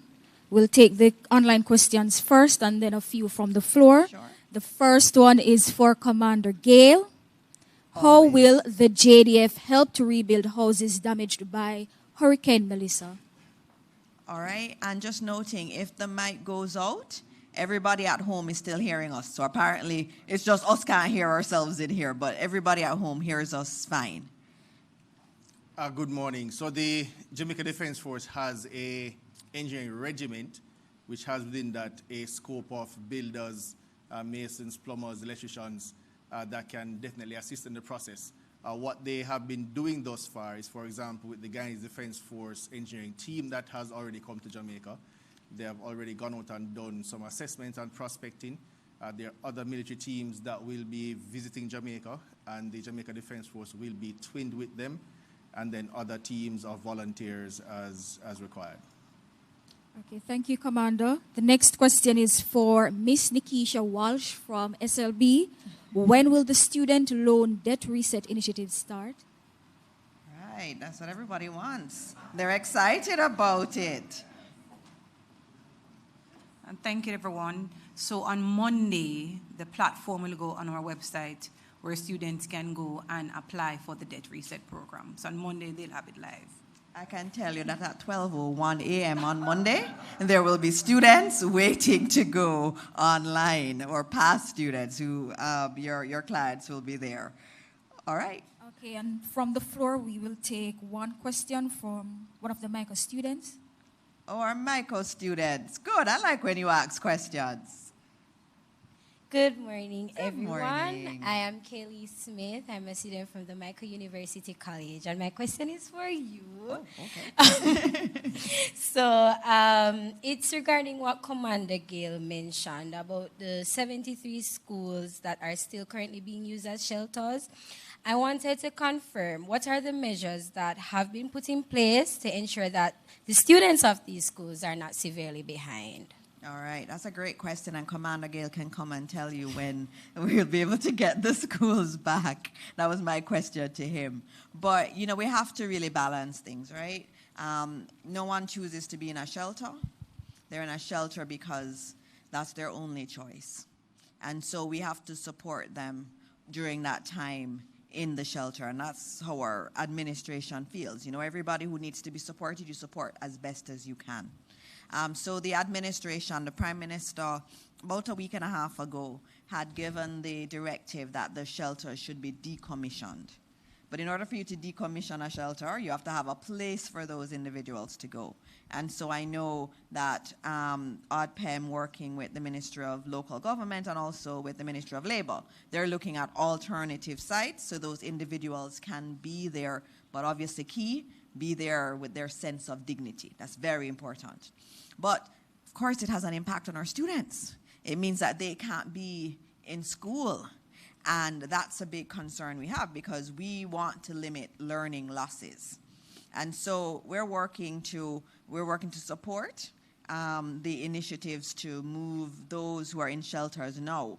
But when those students come back, we're going to have to do a lot of work, and the CEO is here, our Chief Education Officer is here, and she has a lot of plans for maths and English, and they send me all the plans, because we're going to have to do remediation work.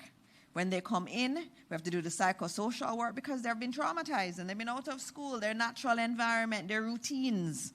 So we have to do a lot of psychosocial work, and then we're going to have to do work with them during their breaks.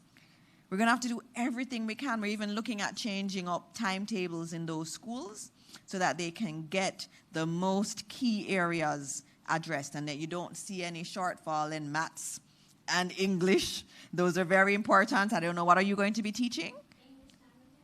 All right, English language and literature. So you understand, we don't want to lose the momentum, and we've had some really good momentum in terms of the results, and so you don't want to lose that. And the worst part about it, and I say it all the time, that's the painful part for me, is that we do see disparities in outcome based on where you're from. And you don't want that perpetuated. And so it's so important when these students go back to school, you're going to hear the ministry speaking about special initiatives for students from the West, because we have to take care of them and we have to do the work to remediate them. And thank you. And I think you're going to be an excellent English teacher. You're going to be excellent. Thank you. All right. I know this person. Good morning, everyone. Mahiri Stewart, Nationwide News here. My first question is for Minister Williams. So much mention was made about the SLB debt reset being part of the manifesto for the government in its current term. And we know that you're making mention of the fact that despite the fact that the hurricane passed, you're still able to implement it. In terms of the other plans, whether it be the income tax threshold raise or any other plan that was in the manifesto, despite what's taken place on October 28, how likely are those plans in terms of being still implemented in the future? Okay. All our manifesto promises, all our manifesto commitments, I should say, are still on the table in front of us.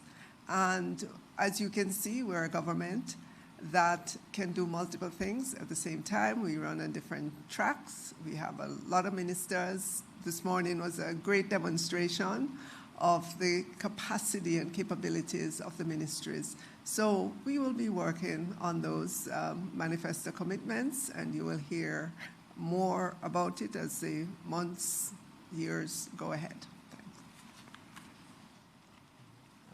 So my second question would be to Senator Hill. In terms of you've made no secret of your issues with procurement and how much it, hampers your Over ministry. the years I have, yes. In terms of how much it's hampered your government, your ministry rather, in carrying out things, especially now in the hurricane.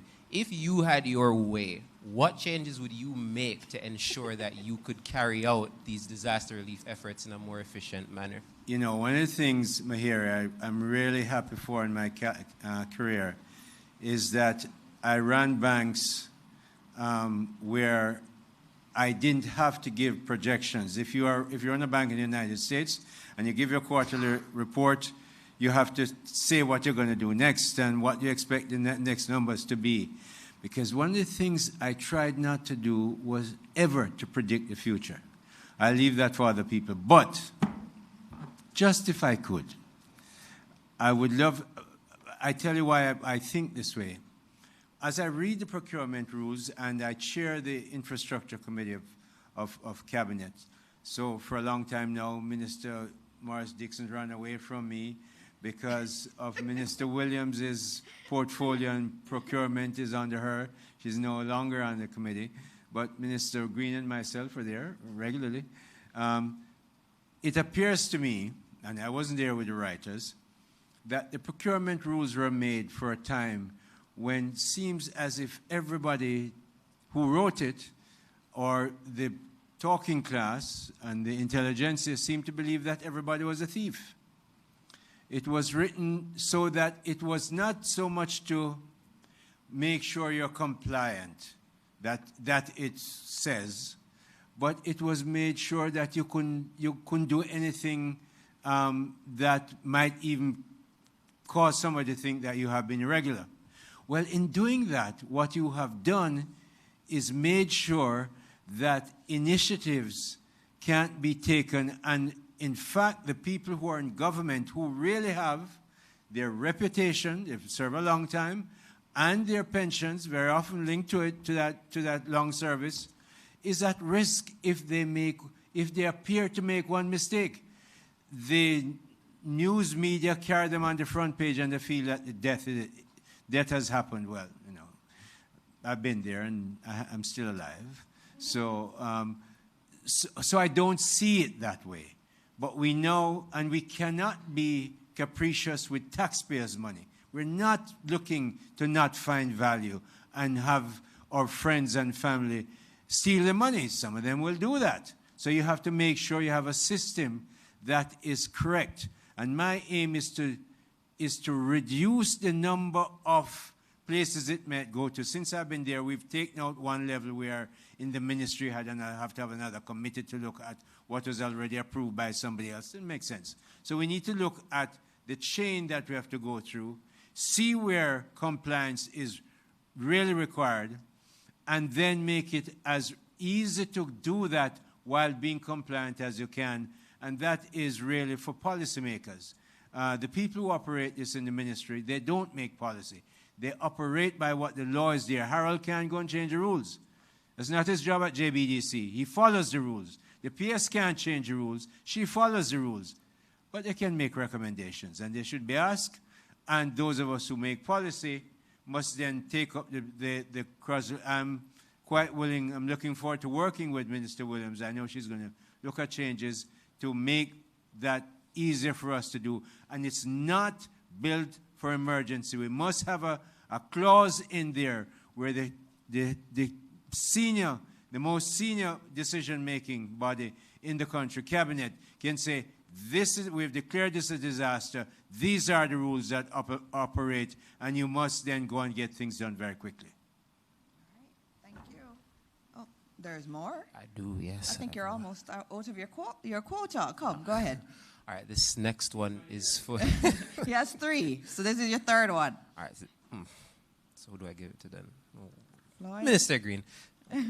So my question to Minister Green would be, the opposition spokesperson on agriculture, that's Dr. Dayton Campbell, I asked him at a media briefing, I believe it was last week, what initiatives he would like to see based on what he's seen on the ground from the ministry, what he'd want the ministry to do. And one of the things that he brought up was land and making lands that the government owns available to farmers that may have lost things. Do you see this as something that the government can or should do?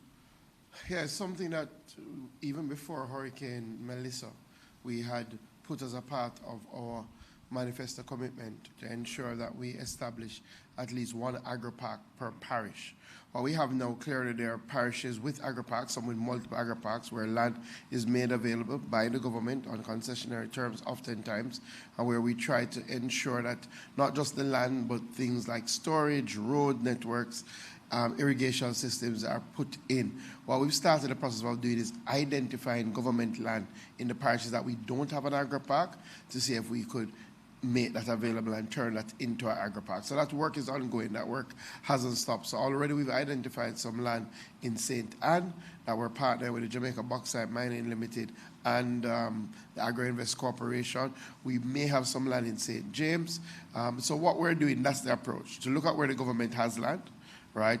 Good agricultural land, to look at things like access to water, and to bring in the Agro-Invest Corporation to turn it into an agri-park where we can have persons who are interested in agriculture get lands from the government. So that is work in progress. Clearly, that takes a little time because, again, just saying this is the land here, you have to do a little bit more, but we're working on that.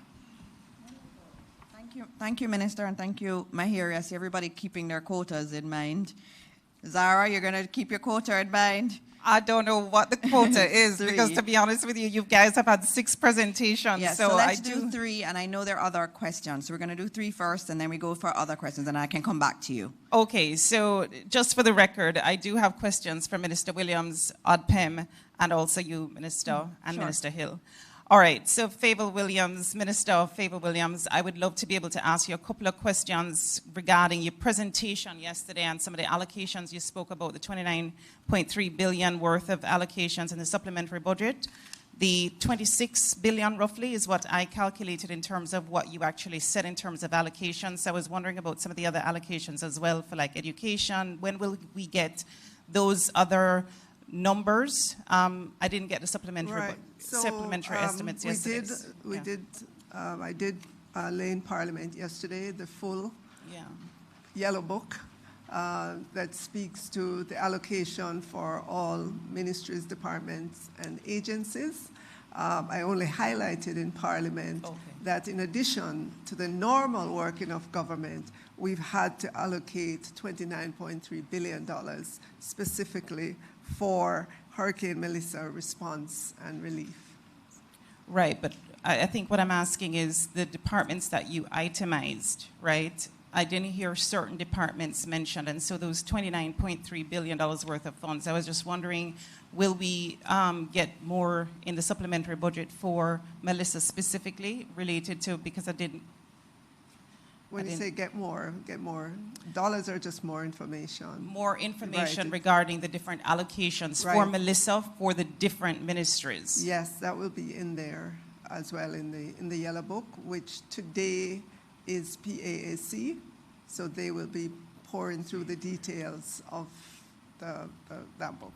Okay, also in terms of ODPEM's allocation, I didn't get it. I asked yesterday for it and I didn't get it. So I do have to ask this question. I asked it last week about ODPEM's allocation. And the reason I'm asking about the allocation for ODPEM is that when I look at the number of people in need, according to the ODPEM website, 626,000 people approximately. If you put 4 people in that per household, you're looking at 156,000 families needing assistance. And if you're looking at the voucher program, which is what we're moving to come January, the Prime Minister said yesterday, maybe even this year, there is maybe, you would think, $5,000 a week for these families to be able to eat.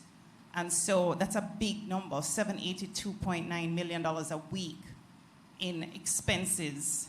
That's my calculation, of course. And of course, that would be about $3 billion per month and $9.4 billion over 12 weeks. I want to know, do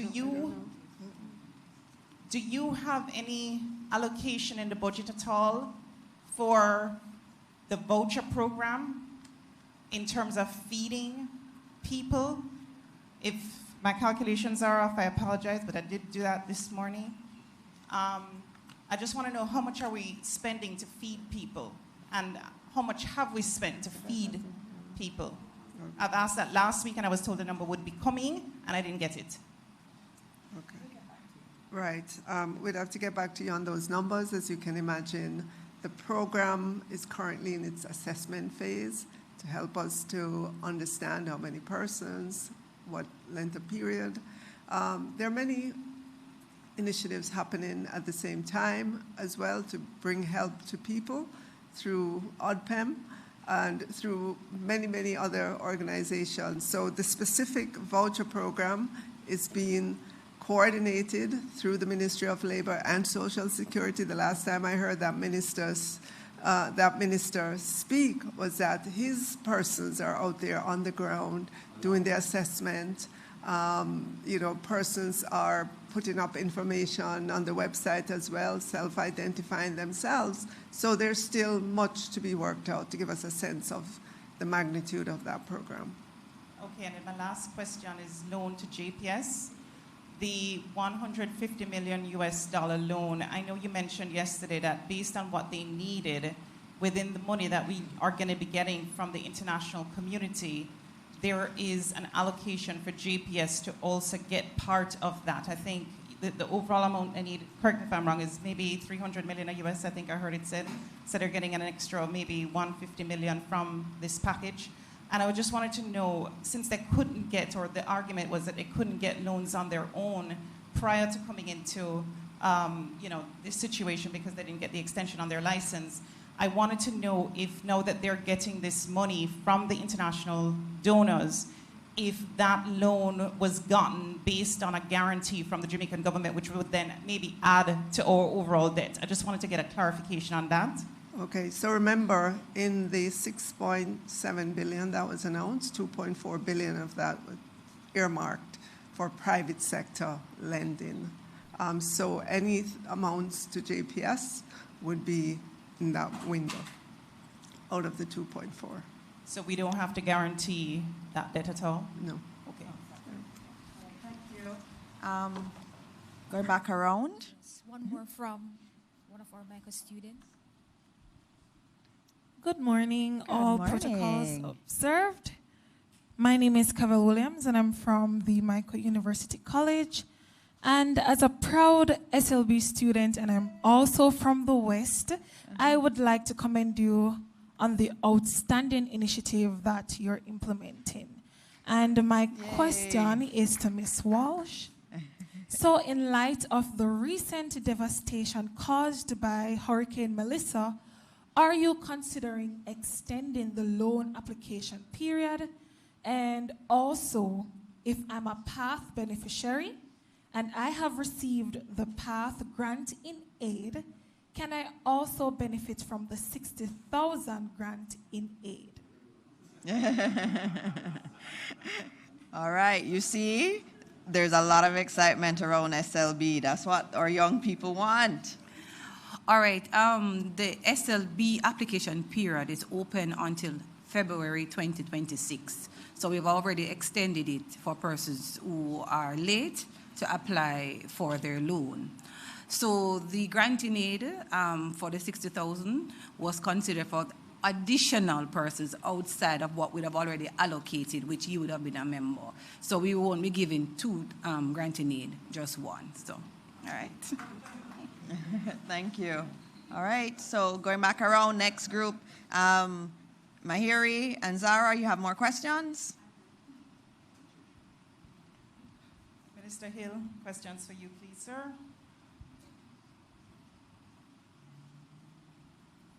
All right, so Morning, Trinidad, Zara. good morning. Trinidad in the last October, so I believe that they had slapped some tariffs or some excise duties on some of their alcoholic producers and also the CARICOM producers of the same cigarettes, alcohol, that kind of thing. And I was wondering if you had been thinking about or had engaged Trinidad on that, or any of our alcohol producers, cigarette producers, asking anything about this new excise tax in Trinidad, which I think is up to 100% increase. The ministry, technical people in the ministry, of course, follow this and cement and critical issues or products like that. I was, in fact, just at COTED maybe 2 weeks ago, and the matter came up not on an agenda item, but in the corridors you hear it being discussed. So it has to go through a technical committee, which, for instance, the purveyors of cigarettes and liquor here would be in. I give you an example, another example, in that we buy a lot of orange juice from Belize because of the leaf greening disease that we had here. The disease also took Belize, and they couldn't provide all the orange juice that we want for our big orange juice users here, and we had to get a CET relief to import outside of Belize. But that goes through the technical arrangements. The businesses are represented through the CPSO, which is an organization of private sector organizations within CARICOM.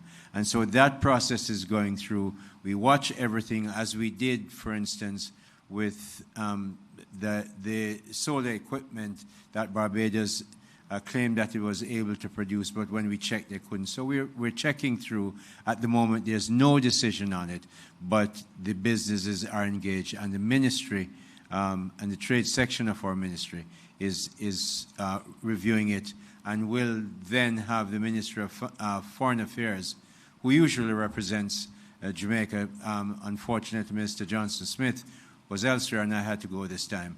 The Ministry of Foreign Affairs will be briefed, and the matter will be taken up. But it's being considered. Okay, and in terms of investments, are there any programs that currently the Ministry of Industry is coming up with to attract, let us say, overseas investors in Jamaica post-Melissa?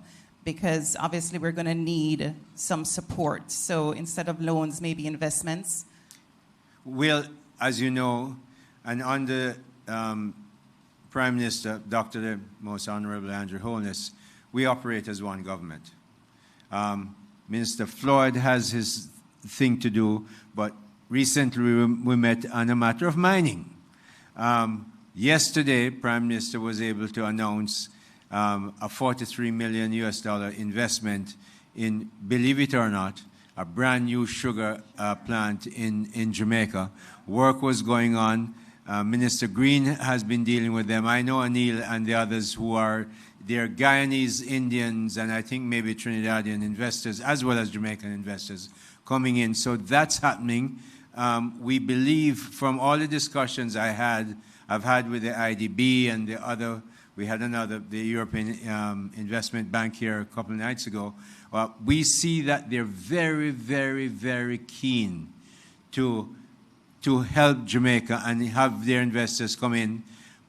And I think the best evidence of that is that without, as I said, I'm from the banking arrangement, without asking for any loans, or international partners, because of the record that we have, the kind of economy that we run, the regulations that we have put forward this $6.7 billion, which is amazing. And so investors are looking in. And yes, to the direct question to the ministry, we're focusing on getting investors in mining, of course.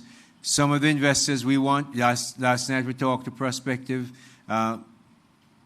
officials from Britain about a mission that I had there. We have British investors interested in our agriculture. Now is the right time for it. We're going to push that. And the logistics hub is amazingly topical at this time. It takes time to get these investments. The sugar company one took about 2 years, Minister Green, from start to end, and their stop and goes. But yes, both of us, especially the Prime Minister, has made it clear. Agriculture must, tourism must, Ministry of Industry, Investment and Commerce, Logistics, and higher earning services from fintech are where we're focusing our efforts. Okay, and then for ODPEM, Minister Green? Oh, it was Minister Green you wanted, or still? ODPEM. ODPEM? Okay, ODPEM. ODPEM, the World Central Kitchen and World Food Program, and I guess us as taxpayers. Could you just describe for us the hot meal situation for the future? So have they given any indication as to when they will stop the hot meals? The two programs I just mentioned, and even us if we are doing hot meals. And then also in terms of also, if you have this, because I asked you last week, aid money that's been spent on food so far from ADPEM, if you have it.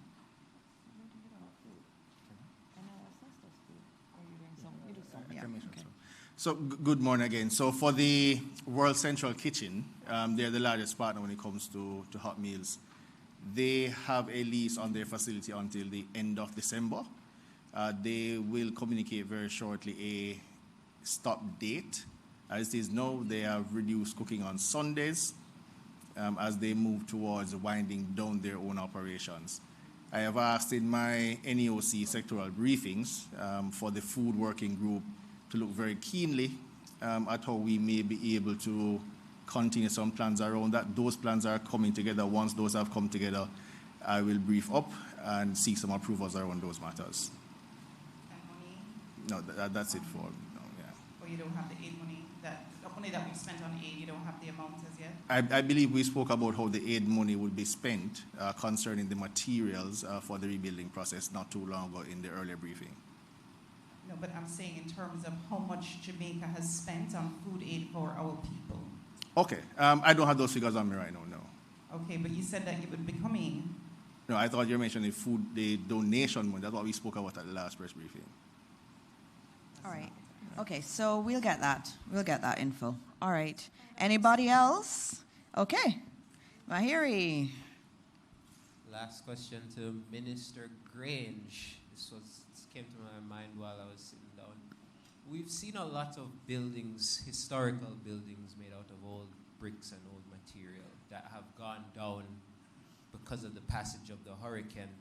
And obviously this means that that material wasn't enough to withstand that level of wind and rain.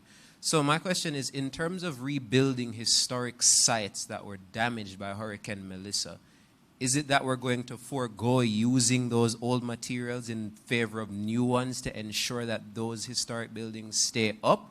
Or will there be some kind of implementation of that old material to keep that historicness into the old buildings, if that makes sense? All right, so the historic buildings, how are we going to be rebuilding those? What's the plan?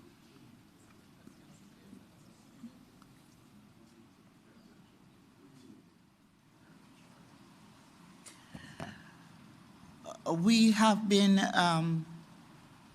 with the support of UNESCO, we have been doing the study and looking at all the sites across the parishes and what impact the hurricane had on those sites.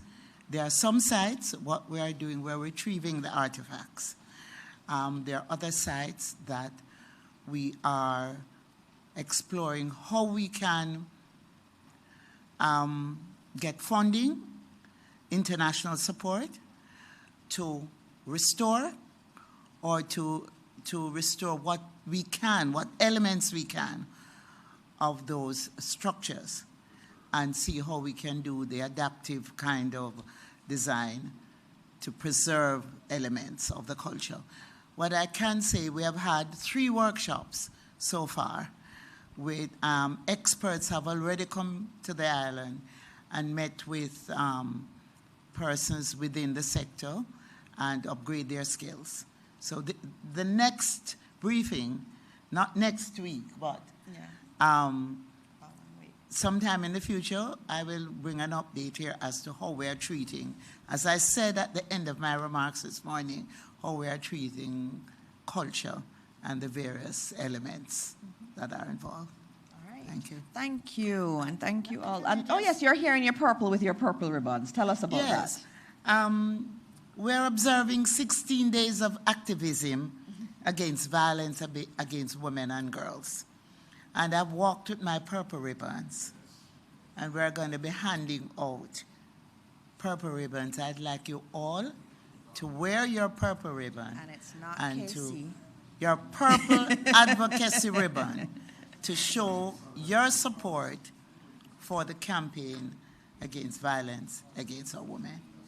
Yes, all right. Thank you so much, Minister. And we'll all wear our purple ribbons. And as we close out today, as always, I mean, it's been a good day. The government is working, our agencies are working. There's just so much happening in this country. We've gone through a devastating Category 5 hurricane, but we're still standing and we're still resilient, and we are going to build back even better than before.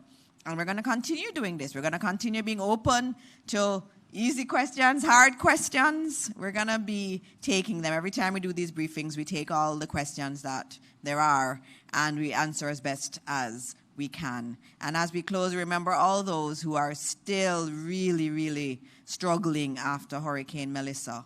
As you heard today, there's a lot of work happening. Government, private sector, donors are doing so many things, but there's still many who are suffering. And we keep all of them in our thoughts and in our prayers, because we know that every Jamaican matters. Every single Jamaican matters. And so if some are hurting, all of us are really hurting. And so as we continue our work, we ask that God continue to bless all those affected and continue to bless the entire country of Jamaica that we love so dearly. Thank you all for being here.